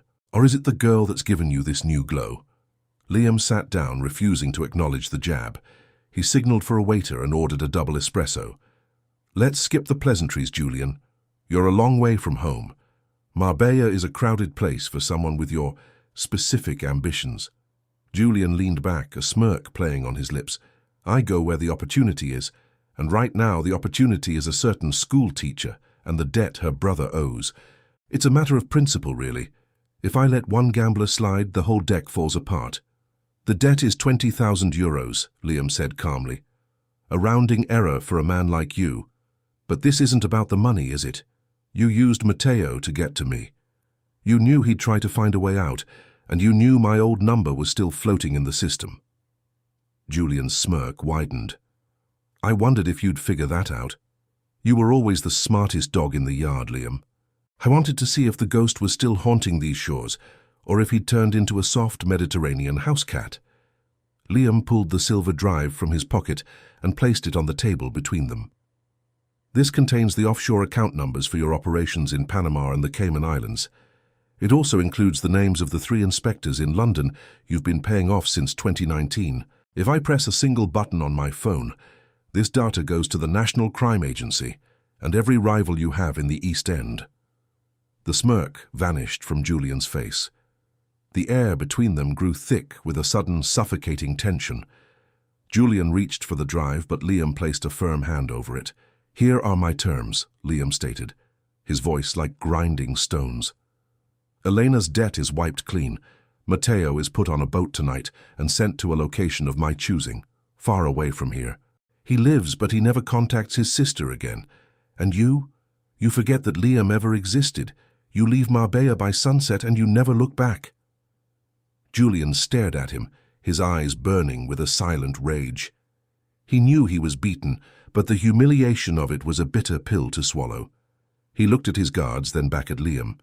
You're risking a lot for a woman you met 48 hours ago. Is she really that good, Liam? Or have you just lost your mind? She's worth more than your entire empire, Liam replied, his voice devoid of emotion. Do we have a deal? Julian hesitated for a long moment, the sounds of the ocean and the distant laughter of tourists filling the silence. Finally, he nodded slowly. We have a deal. Give me the drive. You'll get the decryption key once I've confirmed Matteo is on that boat and Elena is safe, Liam said, pocketing the drive once more. He stood up, his tall frame casting a long shadow over Julian. Don't try to follow me. You know what happens when I stop being a ghost. Liam turned and walked away, his heart hammering against his ribs. He felt a strange sense of relief, a belief that he had finally closed the door on his past. He navigated the crowded boardwalk, his mind already drifting back to the villa, to Eleanor, and the possibility of a future that didn't involve threats and leverage. But as he reached the parking lot, a cold shiver ran down his spine. The air felt different, charged with a new kind of electricity. He reached for his car door, his keys in hand, when he noticed a silver sedan idling at the far end of the lot. The windows were tinted dark and the engine hummed with a low, menacing growl. Liam didn't look back, but he felt the gaze of someone who wasn't Julian, settle on the back of his neck. He realized with a sinking heart that while he had been playing chess with an old rival, a new player had been watching from the sidelines, waiting for him to step out of the light. As he started the engine, his phone buzzed with a message from his home security system. The alert was simple, but it sent a surge of adrenaline through his veins. Perimeter breach. Zone 4. The villa was no longer a sanctuary, and as he accelerated onto the coastal highway, he saw the silver sedan pull out behind him, weaving through traffic with a lethal intent that had nothing to do with London debts. The salt air of Puerto Banús always carried the scent of unearned wealth and desperate ambition. As Liam stepped out of the high-end beach club, the midday sun of late September 2022 beat down on his shoulders with a weight that felt heavier than the documents he had just used to leverage Julian. He adjusted his linen blazer, feeling the phantom itch of a holster he no longer wore. He had walked into that club expecting a ghost from his past to try and haunt him, but Julian had been surprisingly easy to break. The man was a relic, still playing by the old rules of the East London docks, while Liam had moved on to the sophisticated chess of international finance and shadow assets. Liam reached his charcoal grey SUV, the engine purring to life with a low mechanical growl. As he pulled away from the curb, he checked his rearview mirror. He expected Julian's guards to follow, perhaps to try one last desperate intimidation tactic. But the road remained clear of the black sedans Julian favoured. For a moment, Liam allowed himself a breath of relief. He thought of Elena back at the villa waiting for him.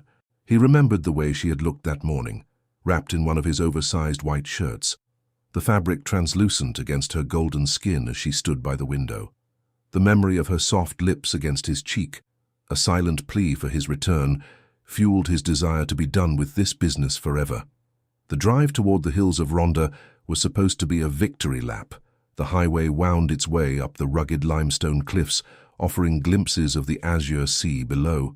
However, as he rounded a sharp, sun-drenched bend, 3 vehicles appeared seemingly out of the scorched earth.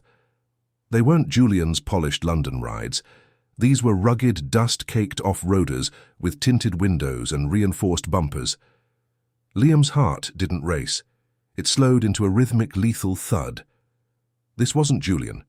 This was something local, something visceral. The lead vehicle swerved, attempting to pit maneuver him toward the sheer drop of the cliffside. Liam slammed his foot on the accelerator, the engine roaring as he forced his way through the gap. Metal scraped against metal, a high-pitched scream of protesting steel that echoed through the canyon. He shifted gears, his hands moving with the precision of a surgeon, even as the world began to blur. "Not today," he hissed between gritted teeth. He wasn't just a man in a suit. He was a wolf who had merely learned to wear wool. He used the weight of his SUV to shove the second vehicle into the rocky embankment, the sound of the impact like a thunderclap. But the third vehicle was smarter. It pulled alongside, and the windows slid down. Liam expected the flash of a barrel, but instead, the driver, a man with a jagged scar across his throat, merely smiled and pointed toward the mountains ahead. It was a herding tactic. They weren't trying to kill him. They were driving him toward a trap. Liam realized he couldn't stay on the main road. He veered onto a narrow gravel goat path that spiraled further into the wilderness. The SUV bounced violently, the suspension screaming under the abuse. Dust choked the air, turning the bright Spanish day into a hazy, sepia-toned nightmare. He managed to put some distance between himself and the pursuers, but the terrain was unforgiving. As he pushed the vehicle through a dry creek bed, a jagged rock tore through his front tire. The steering wheel jerked violently to the left. Liam fought it, his muscles bulging beneath his sleeves, but the momentum was too great. The SUV flipped once, a slow-motion tumble that felt like being trapped inside a giant metallic heartbeat. Glass shattered into 1,000 diamonds, and then there was only the sound of settling dust and the ticking of a dying engine. Liam hung upside down, the smell of gasoline and hot oil filling his lungs. He felt a warm trickle of blood running from his hairline, staining the collar of his expensive shirt. Pain radiated through his ribs, but he forced himself to move. He unbuckled the belt, falling onto the roof of the car with a heavy thud. He crawled out through the broken windshield, his breath coming in ragged gasps. He was miles from the villa. His phone was crushed in the wreck, and his body felt like it had been put through a meat grinder. He looked back toward the road, seeing the dust plumes of the cartel's vehicles. They were circling back, looking for the wreckage. Liam didn't wait. He disappeared into the scrub brush, moving with a desperate, limping gait. He navigated by the sun, his mind focused entirely on Elena. He had left her unprotected. He had assumed his reputation alone would keep her safe while he settled his old scores. It was a classic mistake, the hubris of a man who thought he had retired from a world that never truly lets anyone go. The trek back took hours that felt like lifetimes. The Mediterranean heat was a physical weight, pressing down on his battered frame. By the time he reached the outskirts of his estate, the sun was dipping below the horizon, painting the sky in bruised purples and angry oranges. His feet were blistered, his clothes were rags, and his vision was swimming. But the sight of his villa's wrought-iron gates gave him a final surge of adrenaline. The gates were wide open. The silence that greeted him was more terrifying than the roar of the chase. He moved through the gardens, his eyes darting toward the shadows. There were no bodies, no signs of a struggle in the courtyard, but the front door, a massive slab of oak, was slightly ajar. Liam stepped inside, the cool marble of the foyer a stark contrast to the heat he had endured. "Elena?" he called out, his voice hoarse and cracked. There was no answer. He moved through the house, his footsteps echoing in the hollow rooms. He reached the kitchen, the heart of the home where they had shared wine and secrets only 2 nights prior. On the pristine white marble of the island sat a single piece of paper, held down by Elena's favorite crystal glass. Liam picked it up with trembling fingers. It wasn't a ransom note written in jagged letters. It was a printed set of GPS coordinates, followed by a single sentence in Spanish. "The ghost belongs to the land, and the land requires a master." He slumped against the counter, the realization hitting him like a physical blow. Sergio, the leader of the local syndicate, hadn't wanted his money or his past. He wanted his service. He had seen the way Liam moved, the way he handled Julian's threats, and he wanted that cold English efficiency for his own empire. Liam looked at the empty glass, remembering how Elena's fingers had brushed his as she handed it to him. He could still smell the faint floral scent of her perfume lingering in the air, a cruel reminder of what he had lost in the span of a single afternoon. He wasn't the victor of the day. He was a man who had been stripped of everything but his wealth and his rage. He walked to his study, opening a hidden compartment in the mahogany desk. He didn't pull out a bank ledger or a passport. He pulled out a heavy, matte black case he hadn't opened since leaving London. As he clicked the latches open, the cold steel inside seemed to reflect the new, dark light in his eyes. He wasn't going to call the police, and he wasn't going to call Julian. He was going to remind the Spanish coast why the name of the London ghost was whispered with such terror in the backrooms of the Thames. But as he looked at the coordinates once more, he noticed something he had missed. A small, dried smudge of red at the bottom of the page, not ink but blood. And it wasn't a drop, it was a thumbprint, small and delicate. Elena's thumbprint. Liam's grip tightened on the case until his knuckles turned white. She was alive, but she was sending him a message of her own. He realized then that the trap Sergio had set was far more complex than a simple kidnapping.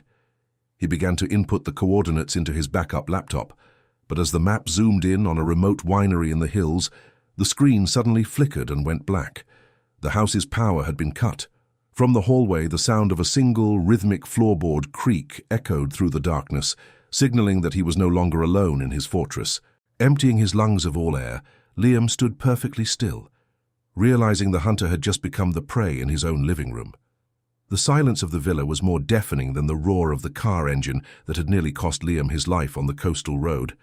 He stood in the center of the foyer, his breath hitching in his chest, the copper tang of blood from his split lip staining his tongue.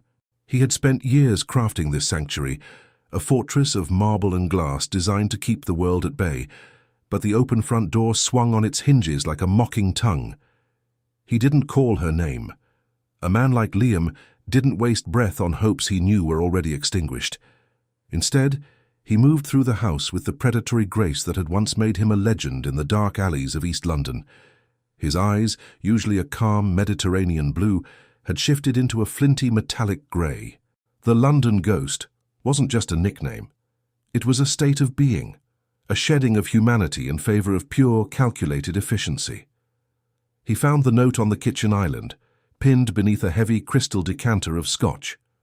It wasn't a rambling ransom demand or a frantic scrawl. It was a single sheet of heavy cream cardstock with a set of GPS coordinates printed in a clean, professional font. Beneath the numbers was a single sentence in Spanish. "A man of your talents is wasted on a sunset." Sergio. It had to be. Julian was a snake, a man who dealt in secrets and offshore accounts, but Sergio was a lion who wanted to expand his pride. The local cartel leader didn't want the pittance of money that Mateo had gambled away. He wanted Liam. He wanted the ghost to walk again, to map out the distribution routes across Europe that only a man with Liam's specific bloody history could navigate. Liam felt a cold, dark part of his soul, a part he had tried to drown in vintage wine and Spanish sunlight, begin to stir. He reached out, his fingers brushing the silk scarf Elena had left draped over the back of a chair. The fabric was soft, still holding the faint, intoxicating scent of her jasmine perfume and the warmth of her skin. The memory of their last night together, the way her body had melded into his under the weight of his Egyptian cotton sheets, surged through him. He remembered the curve of her hip and the desperate, honest way she had whispered his name when the world felt like it was ending. He wouldn't let her become a casualty of his past. Liam didn't pack a bag. He didn't look at his bank statements. He didn't need to renounce his wealth. He needed to weaponize it. He walked to the basement, his boots echoing against the stone steps. Behind a false wall of wine racks lay his true retirement fund. It wasn't just stacks of euros or bars of gold. It was a collection of high-end surveillance equipment, encrypted satellite phones, and specialized tools that he had spent 3 years acquiring just in case. He spent the next 12 hours on the phone, his voice a low, gravelly rasp as he spoke to men who lived in the shadows of the Rock of Gibraltar. He bought silence with 5-figure transfers. He bought information with the promise of future favors. He tracked the movements of Sergio's men through a network of street-level informants who knew that when the London ghost called, you answered or you disappeared. By the time the moon began its ascent over the Mediterranean, Liam was driving a nondescript black SUV toward the border. His destination was a small, dusty workshop tucked behind a shipyard in Algeciras. There he met a man he had known only as the Smith for 20 years. The Smith was a master of his craft, a man who could turn a standard sedan into a rolling fortress and a handful of electronics into a jammer capable of blacking out a city block. "You look like hell, Liam," the Smith remarked, his voice like sandpaper. He didn't ask questions. In their world, questions were a death sentence. He merely handed over a heavy duffel bag and a sleek, matte black tablet. "I need the winery mapped," Liam said, his voice devoid of emotion. "Every camera, every guard rotation, every pressure plate in the cellar. If Sergio breathes, I want to hear the rattle in his lungs." The Smith nodded, tapping a few commands into his terminal. "The coordinates you gave lead to an old estate in the hills of Andalusia. It's a fortress, Liam. High walls, private security, and the local police are on his payroll. You go in there alone, you're not coming out." Liam zipped the duffel bag, the weight of the steel inside a familiar comfort. "I'm not going in there to come out. I'm going in there to bring her home." The drive into the hills was a blur of winding roads and darkened olive groves. The air grew cooler as the elevation rose, the scent of rain beginning to heavy the atmosphere.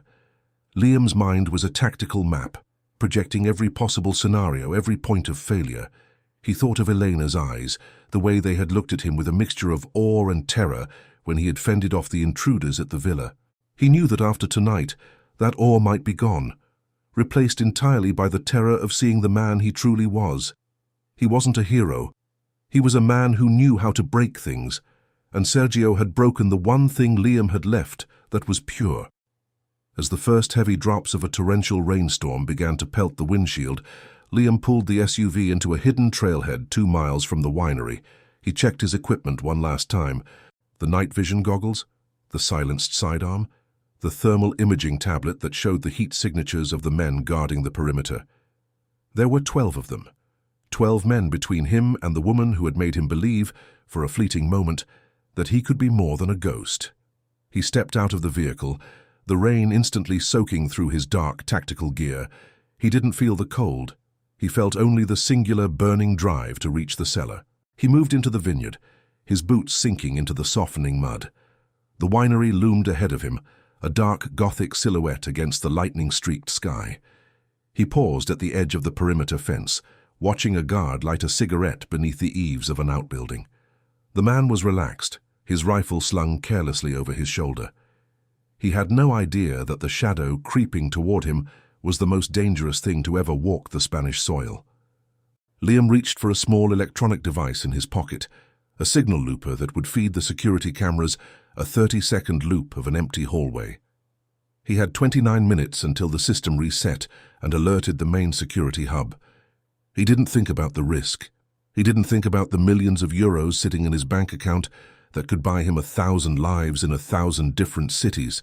He thought only of the way Elena's hand had felt in his at the cafe and the way her voice had trembled when she asked if he was a good man.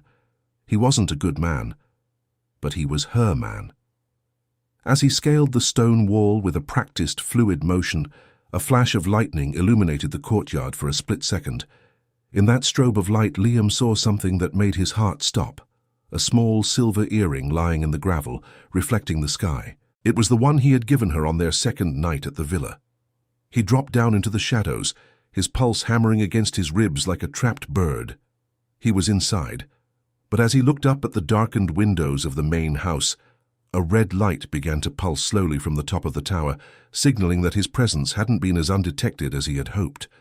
The trap was closing, but Liam was no longer the prey. He was the storm. He moved toward the cellar entrance, his eyes fixed on the heavy wooden doors that led beneath the earth. He could feel her presence, a pull in his gut that defied logic. He was seconds away from the cellar when the heavy thud of a deadbolt sliding into place echoed through the rain. He reached for the handle, but before his fingers could touch the cold iron, a voice crackled over the winery's external speakers, thin and distorted by the wind. "Welcome home, Liam," Sergio's voice boomed, dripping with a sickening warmth. "She's been waiting for you, but I'm afraid the bonus she promised is now under new management." The cellar doors didn't open. Instead, a series of floodlights erupted from the vineyard, pinning Liam in a blinding crossfire of white light that turned the falling rain into a wall of silver needles. The sky above the Andalusian hills had turned the color of a bruised plum, heavy with the weight of a storm that had been brewing since Liam left the coast. By the time he reached the coordinates for the winery, the rain was no longer a drizzle. It was a relentless, vertical deluge that turned the red earth into a thick, grasping clay. Liam parked his black SUV 2 miles away, hidden in a grove of ancient olive trees whose twisted trunks looked like gnarled hands reaching out of the soil. He didn't look like the man who had spent the last few years sipping espresso on a marble balcony. He wore a dark, waterproof tactical jacket, his hair plastered to his forehead, and his eyes had lost the softness they had acquired in Elena's presence. The London ghost had returned not out of desire, but out of a grim necessity. He felt the weight of his equipment, tools of a trade he had hoped to never ply again, and the cold, hard lump of a heavy wrench he'd tucked into his belt. He didn't want the noise of a firearm unless it was the final resort. Noise brought more problems than it solved. The winery, a sprawling complex of white stone and terracotta tiles known as the Fortaleza de Piedra, sat atop a ridge. It was surrounded by rows of grapevines that acted like a natural labyrinth. Liam moved through the vines with the practiced silence of a predator. He counted 4 guards patrolling the perimeter, their flashlights cutting through the rain like yellow blades. They were overconfident, huddled under the eaves of the outbuildings to stay dry, their cigarettes glowing like tiny dying stars in the gloom. Liam took the first guard behind the fermentation shed. It wasn't a cinematic struggle. It was 3 seconds of brutal, focused energy. A hand over the mouth, a knee to the small of the back, and a precise strike to the carotid artery that sent the man into a deep, unconscious slump. Liam dragged him into the shadows, stripping the man of his radio and earpiece. He didn't feel remorse. He felt a terrifyingly familiar void. This was the man he used to be, a man who functioned on geometry and impact. As he neared the main villa, the scent of damp stone and expensive tobacco filled his senses. He found the cellar entrance near the back of the kitchens. The wooden door was reinforced with iron bands, a relic of a time when wine was as valuable as gold. He used a shim to bypass the lock, the mechanism clicking with a metallic finality that echoed in the quiet hallway. The air inside the cellar was thick with the smell of oak, mold, and something sharper, the copper tang of fear. Liam descended the stone steps, his boots making no sound on the damp floor. At the end of the long corridor, lined with dusty bottles that had sat undisturbed for decades, he saw a light flickering behind a heavy grate. "Elena," he whispered, the name feeling foreign in this dark place. A gasp came from the shadows. He hurried to the iron bars, seeing her huddled on a pile of burlap sacks. Her dress was ruined, her hair a wild tangle of dark silk, but when she looked up, the fire in her eyes hadn't been extinguished. "Liam!" she breathed, scrambling toward the bars. Her hands reached out, and he caught them in his own. Her skin was ice-cold, trembling violently. He felt a surge of protective rage so intense it nearly choked him. "You came. I thought Matteo was the only one who knew where I was." "I'm here," Liam said, his voice a low growl. He pulled a heavy set of bolt cutters from his pack, the metal groaning as he applied pressure to the padlock. With a sharp snap, the lock gave way. He swung the gate open and pulled her into his arms. The contact was electric. Despite the mud, the rain, and the looming threat of the men upstairs, the way her body molded against his felt like a homecoming. He buried his face in her neck, breathing in the scent of her skin, which still held a faint trace of the jasmine perfume she'd worn at the villa. She clung to him, her fingers digging into the fabric of his jacket, as if she were afraid he might dissolve into the shadows. "We have to go," he whispered against her ear, his lips brushing the sensitive skin there. "But I need you to stay here for 3 more minutes. There are men upstairs who won't let us walk out the front gate." Eleanor pulled back, searching his face. The shock in her eyes was palpable. She saw the blood on his knuckles, the coldness in his gaze that hadn't been there when they shared wine by the pool. "Liam, you look like someone I don't know." "I am someone you don't know," he admitted, his voice tinged with a tragic realism. "But I am the only one who can get you out of here. Stay low. If you hear shouting, do not come up. Wait for me." He pressed a lingering, desperate kiss to her forehead, a promise of a future that felt increasingly fragile. He turned away, the warmth of her touch fading as he stepped back into the cold dampness of the corridor. Liam moved toward the stairs leading to the upper floors. He knew Sergio wouldn't be in the cellar. Men like him preferred high ceilings and clear views. As he ascended, the sound of laughter and the clinking of glasses drifted down. They were celebrating, convinced they had trapped a legend. He reached the top of the stairs and peered through the crack of the door. The main hall was a testament to stolen wealth. Tapestries from the 17th century, a fireplace large enough to roast an ox, and Sergio sitting in a high-backed leather chair, swirling a glass of deep red wine.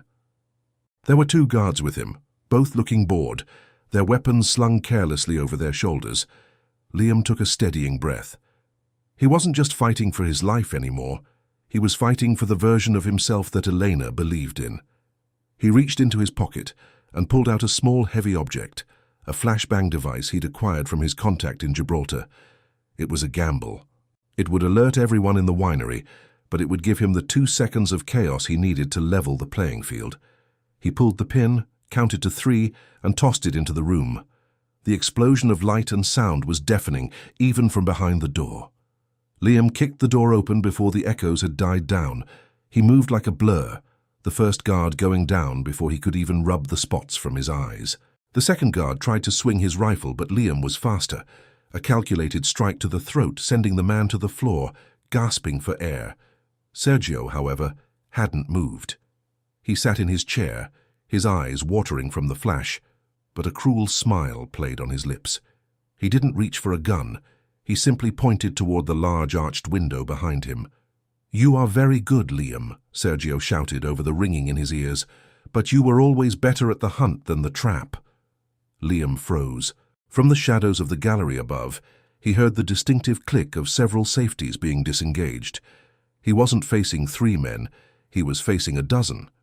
And as the heavy thud of footsteps approached from the cellar behind him, Liam realized with a gut-wrenching horror that he had been led exactly where they wanted him. "Did you really think," Sergio mocked, rising from his chair, "that I would leave the girl in the cellar without a secondary guard? You've been out of the game too long, London. You forgot to check the shadows behind the shadows." The sound of Elena's scream echoed from the stairwell he had just climbed, cutting through the silence of the room like a jagged blade.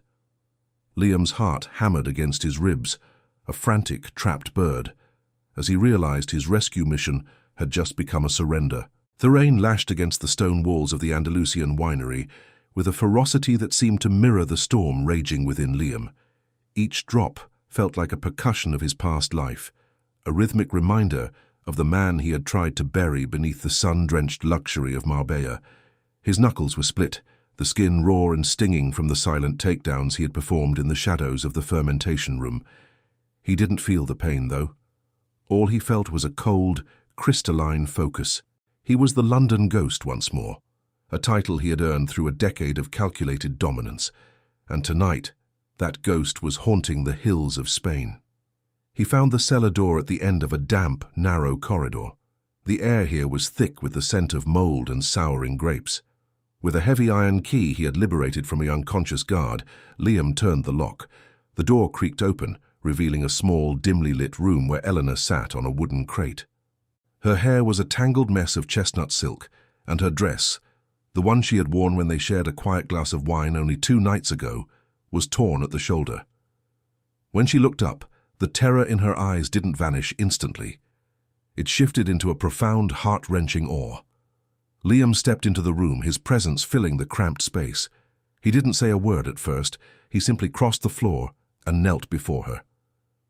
His large, scarred hands reached out, cupping her face with a tenderness that felt almost alien amidst the violence of the night. Elena leaned into his touch, her skin burning against his cold palms. "You came," she whispered, her voice a fragile thread. "I told you I would," Liam replied, his voice a low growl that vibrated in his chest. He pulled her into a sudden, fierce embrace. The contact was electric, a desperate fusion of two people who had been thrust together by a mistaken message and bound by a dangerous, undeniable heat. He could feel the frantic beating of her heart against his ribs, and for a fleeting second, he buried his face in the crook of her neck, inhaling the scent of her skin despite the grime of the cellar. It was the only thing that felt real. "Stay here," he commanded, pulling back just enough to look into her eyes. "Don't move until I come back for you. The police are on their way, but I have one more debt to settle." Elena grabbed his forearm, her fingers digging into his muscle. "Liam, he's not like the others. Sergio, he wants you to be like him." "He's about to find out I'm nothing like him," Liam said, his expression hardening into a mask of granite. He stood up, the warmth of her touch lingering on his skin like a brand, and walked out of the cellar, locking her back in for her own safety. Liam made his way to the upper floor of the main villa, where the scent of expensive tobacco and aged cherry began to replace the smell of the damp earth. He pushed open the double oak doors of the office without knocking. Sergio was sitting behind a massive desk carved from dark walnut, a glass of amber liquid in his hand. He looked remarkably calm for a man whose perimeter had been breached. "The London ghost," Sergio said, a thin, predatory smile touching his lips. "I must say the rumors didn't do your efficiency justice. 9 men disabled in under 20 minutes. That is a level of professionalism we rarely see in these parts." Liam didn't move. He stood in the center of the room, his soaked shirt clinging to his frame, the silhouette of his powerful shoulders casting a long shadow against the wall. "Where is the money Matteo owes you, Sergio? Let's end this theater." Sergio laughed, a dry, grating sound. "The money. Please, Liam. We both know that pittance was never the point. Matteo is a worm. But you are a lion. My organization is expanding into the northern ports. We need someone who understands the British appetite and the European logistics, someone with your history. I'm offering you a seat at the table, more wealth than your villa could ever hold." Liam felt a familiar pull, the allure of the power he had once wielded in the back streets of the East End. He thought of his assets, the millions he had carefully shielded, the life of ease he had built. Sergio was offering him a return to the throne, a chance to be the king he was born to be. But then, the image of Elena's face in the cellar flashed through his mind. He remembered the way she had looked at him, not with fear of what he was, but with hope for who he could be. "I already have a seat at a table, Sergio," Liam said quietly. "It's a small table on a balcony overlooking the sea, and it only has room for 2. Sergio's smile faded, replaced by a cold, calculating mask. "A romantic? How disappointing. You would choose a schoolteacher over an empire? You've grown soft in the sun, Liam. If you don't work for me, you're a liability. And I don't leave liabilities breathing." Sergio reached for a drawer in his desk, but Liam was faster. He didn't pull a weapon. He stepped forward and slammed his hand down on the desk, pinning Sergio's wrist with a strength that made the Spaniard gasp. "I didn't come here to negotiate, Sergio," Liam hissed, leaning in until they were inches apart. "And I didn't come here to kill you. That would be too easy. While I was making my way through your vineyard, I took the liberty of sending a very detailed digital map to the Spanish National Police. It contains the exact GPS coordinates of your 3 main distribution hubs and the hidden cache beneath this very floor." Sergio's eyes widened, his face pale beneath his tan. "You're lying. You'd implicate yourself. You're a ghost, remember? You don't talk to the law." "I didn't talk to them," Liam replied, a dark glint in his eyes. "I used an anonymous encrypted channel I kept for emergencies. And as for me, I'm just a concerned citizen who happened to be looking for his missing friend." In the distance, the low, mournful wail of sirens began to cut through the sound of the rain. Sergio panicked, lunging across the desk to grab Liam's throat. They crashed to the floor, a chaotic tangle of limbs and gasps. Sergio was desperate, fighting with the wild energy of a trapped animal, but Liam was a machine of refined violence. He took a blow to the jaw that tasted of copper, then countered with a sharp, driving elbow to Sergio's ribs. The struggle was visceral. The sound of breaking glass and the thud of bodies against heavy furniture. Liam managed to get behind Sergio, locking him in a chokehold. He didn't squeeze to kill, only to subdue. As the sirens grew louder, reflecting off the hills, Liam felt the adrenaline beginning to ebb, replaced by a crushing exhaustion. He stood up, leaving Sergio gasping for air on the rug. He looked at the man, a powerful king of a crumbling castle, and felt nothing but contempt. He turned and headed back toward the cellar, his heart racing. He had to get Elena out before the blue and red lights flooded the courtyard. He reached the cellar and unlocked the door. Elena was standing right behind it.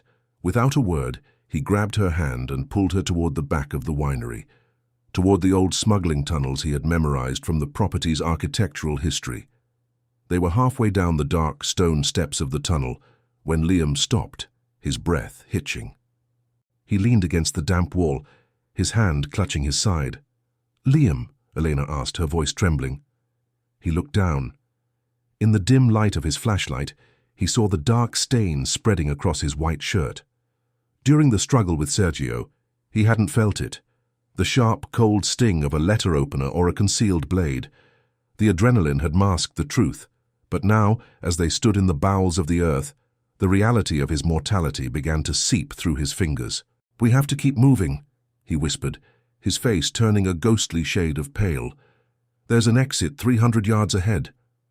But as he took a step, his knees buckled, and for the first time in his life, the London ghost felt the world beginning to tilt into darkness. Eleanor caught him, her small frame straining under his weight as the sound of heavy boots echoed from the house above. The damp, earthy smell of the smuggling tunnel was a suffocating weight, a stark contrast to the crisp, ozone-heavy air of the storm they had just left behind. Liam led the way, his hand gripped tightly around Elena's. His knuckles were raw, the skin split from the confrontation with Sergio's men, but he didn't feel the pain. All he felt was the frantic, uneven pulse in Elena's wrist, where his thumb rested. The tunnel was narrow, a relic of a different century used by men who had traded in tobacco and silk, long before the world had turned to the cold efficiency of digital ledgers and synthetic drugs. "Just a little further," Liam whispered, his voice a low rasp that vibrated in the small space. Elena didn't answer. She couldn't. Her breath came in short, jagged hitches, her lungs still protesting the terror of the winery. Her silk dress, once a symbol of the bonus she was supposed to be, was now a tattered rag, stained with the dust of the cellar and the mud of the Andalusian hills. Every few steps she stumbled, and Liam was there, his arm sliding around her waist to pull her flush against his side. The heat radiating from his body was the only thing keeping her grounded. Even through the layers of grime and the adrenaline of their escape, the physical proximity between them was electric. He was a man of violence, a man who had just dismantled a fortress, yet his touch remained remarkably gentle as he guided her through the dark. They emerged nearly an hour later into a small, hidden grove of olive trees, miles away from the wailing sirens and the flashing blue lights of the National Police. The rain had slowed to a rhythmic drizzle, pattering softly against the silver-green leaves. Liam stopped, checking the horizon. In the distance, the glow of the winery was a faint, flickering amber against the black silhouette of the mountains. "We're safe," he said, finally letting go of her hand. The sudden loss of contact felt like a physical blow to them both. Elena leaned against the gnarled trunk of an ancient tree, her legs finally giving out. She slid down to the damp earth, burying her face in her hands. The shock was finally settling in, the realization that her brother had sold her, that she had been a prisoner in a winery, and that a man she had met through a mistaken text message had waded through fire to bring her out. Liam stood over her, a dark shadow against the moonlight. He reached into the heavy tactical bag he had carried through the tunnel.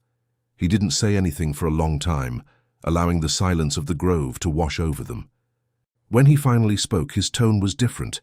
It wasn't the voice of the ghost who had hunted Sergio. It was the voice of the man who had sat with her in the villa, sharing vintage wine in the quiet of the night. "Elena, look at me." She raised her head, her eyes red-rimmed and wide. Liam knelt in front of her, his knees sinking into the mud. He didn't care about his expensive clothes or the blood on his shirt. He reached out, his fingers tracing the line of her jaw, tilting her face toward his. The intensity in his gaze was enough to make her heart skip. In the pale light, he looked like a fallen king, bruised, battered, but still possessing an undeniable, predatory grace. "You're going to take this," he said, pulling a thick leather-bound folder and a small, heavy satchel from his bag. He placed them in her lap. Elena looked down, her fingers trembling as she opened the folder. Inside was a brand-new passport with her photograph, but a different name, along with a set of documents for a safe deposit box in Madrid. "There are 2 million euros in that account," Liam said, his voice steady. "The key to the box is in the satchel. It's enough to move to another country, to buy a house, to start that life you wanted, before Matteo ruined everything. No one knows about this money. Not the police, not Julian, not the people in London. It's yours." Elena stared at the documents as if they were made of glass. 2 million? She whispered, the number sounding foreign on her tongue. "Liam, I can't. Why would you do this? You don't owe me anything. You saved my life. That's more than enough." "I'm not doing it because I owe you," Liam replied, his voice dropping an octave. He moved closer, his chest nearly brushing hers. The scent of rain, gunpowder, and his expensive cologne swirled around her, a heady mix that made her dizzy. "I'm doing it because as long as you're with me, you're in the shadow. My world is full of men like Sergio and Julian. It's a world of debts that are never truly paid. I want you to have a world where you don't have to look over your shoulder." He reached out, his hand sliding into her hair, cupping the back of her head. He pulled her forehead against his, and for a moment they just breathed together. The sensuality of the moment was thick, a desperate, unspoken connection between two people who had been forged in the same fire. Elena felt the urge to pull him closer, to tell him that the money didn't matter, but the look in his eyes stopped her. It was a look of profound, sacrificial clarity. "Go to the village at the bottom of this hill," Liam instructed, his thumb stroking her temple. "There is a black SUV parked behind the church. The keys are under the wheel well. Drive to Madrid. Don't go back to the villa. Don't contact Matteo. Just go." "And what about you?" Eleanor asked, her voice breaking. "Where will you go?" Liam stood up, the distance between them suddenly feeling like an ocean.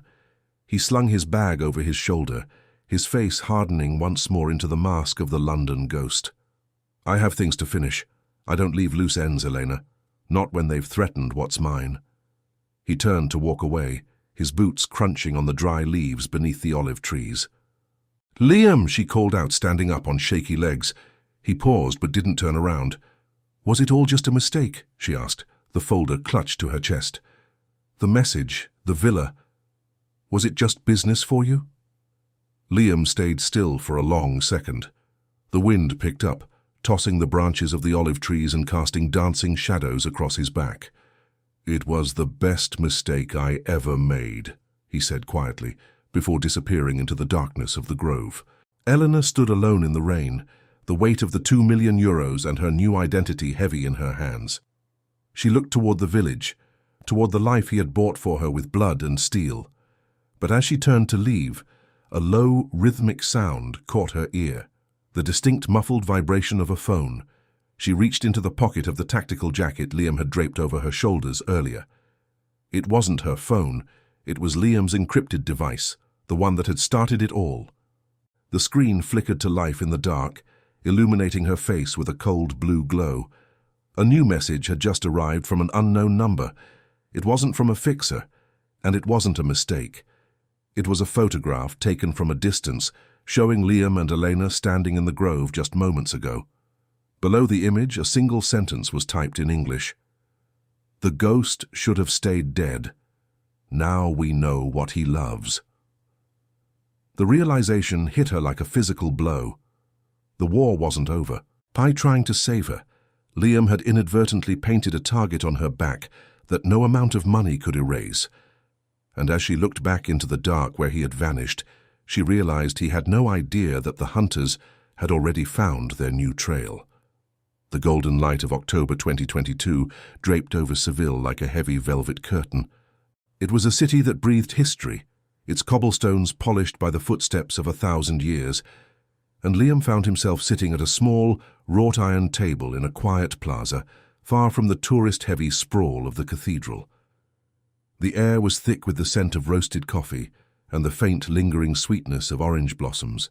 He wore a linen shirt, the sleeves rolled up to reveal the faint white scars on his forearms, reminders of a life in East London that felt more like a fever dream than a memory. 2 weeks had passed since the fire and the rain at the winery. 2 weeks since he had watched the Spanish authorities haul Sergio away in zip ties, ensuring the man would spend the next several decades answering for his sins. Liam had stayed in Spain, retreating not into hiding, but into a calculated presence. He had not renounced his wealth. His villa in Marbella remained his fortress, and his bank accounts remained overflowing with the spoils of a career built on iron and shadows. But for the first time in his life, the money didn't feel like a weight. It felt like a tool for a future he hadn't believed he deserved. He took a slow sip of his espresso, his eyes scanning the plaza with the practiced rhythm of a man who always looked for the exits. Then he saw her. Elena walked across the square with a grace that was different from the frantic, desperate energy she had carried behind the blue door in Marbella. She wore a simple, cream-colored sundress that caught the light, her dark hair loose and catching the breeze. When she saw him, she didn't hesitate. She didn't look like a woman who had been a pawn in a game of gangsters and cartels. She looked like a woman who had finally found her own North Star. As she reached the table, Liam stood. The movement was instinctive, a mark of respect he rarely afforded anyone. He pulled out the chair for her, and as she sat, her hand brushed against his. The contact was electric, a sudden jolt of heat that traveled up his arm and settled in his chest. It was a reminder of the night in the villa, of the way her skin had felt against his in the quiet moments before the storm broke. "You stayed," she said, her voice a soft melody against the low hum of the city. "I told you I wasn't running anymore," Liam replied, his voice gravelly but warm. He looked at her, searching her eyes for the fear he expected to find there. Instead, he saw a fierce, quiet intelligence. "The safe deposit box in Madrid, the 2 million euros. I expected you to be halfway to South America or lost in the crowds of Paris by now."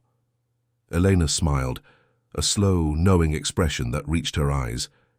She reached across the table, her fingers tracing the line of his knuckles. Her skin was warm, the texture of silk over steel. "You gave me a choice, Liam. You gave me the means to disappear, to be anyone I wanted. I spent 3 days in Madrid looking at that money, thinking about all the places I could go where no one would ever find me, where no one would know about Matteo or Sergio or the great ghost of London. And yet," Liam prompted, his heart drumming a steady, heavy beat. "And yet I realized that I didn't want to be someone else," she whispered, her gaze locking onto his. "I used a portion of that money to hire the best legal counsel in the country. Matteo is in a private facility in the north. He's safe, but he's gone from my life.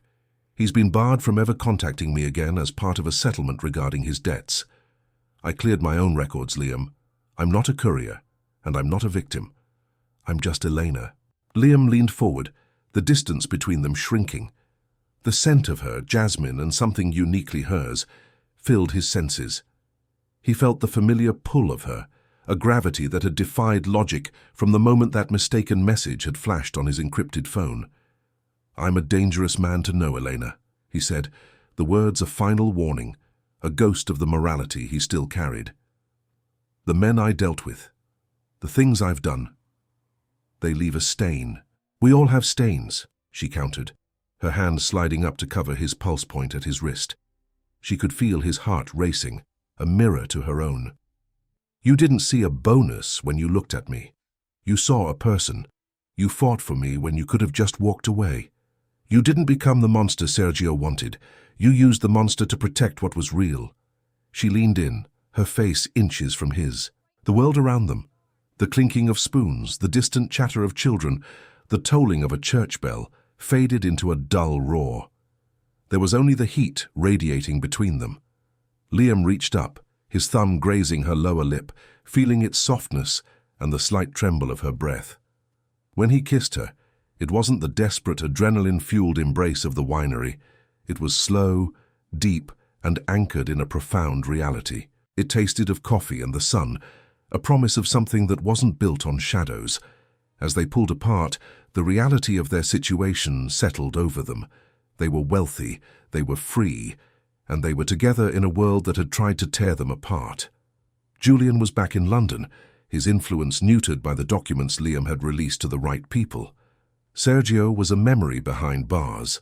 The London gangster had found his peace, not by losing himself but by finding someone worth the fight. "What now?" he asked, his hand still entwined with hers on the table. Eleanor looked out at the plaza, at the vibrant life of Seville, and then back at the man who had changed everything with a single mistaken text. "Now," she said, a playful spark returning to her eyes, "we live. No more messages, no more ghosts. Just the sun." Liam nodded, feeling a sense of closure that had eluded him for 3 long years. He hadn't renounced his past. He had simply outgrown it. He had the resources to build anything he wanted, but as he looked at Elena, he realized he already had the only thing that mattered. They rose from the table, leaving a generous stack of bills for the waiter, a small fraction of the fortune that had once been a burden. As they walked hand in hand through the winding streets of the old quarter, the shadows of the tall buildings stretched out behind them, but they walked toward the light. Justice was a rare thing in their world, often indistinguishable from revenge, but resilience was common. It was the ability to take the wreckage of a life and forge something beautiful from the shards. Liam and Elena were survivors, 2 souls who had collided in the dark and decided to stay for the dawn. The story that had begun with a spicy message and a desperate plea ended not in blood, but in the quiet, enduring strength of a connection that was no longer a mistake. It was the only truth they had left.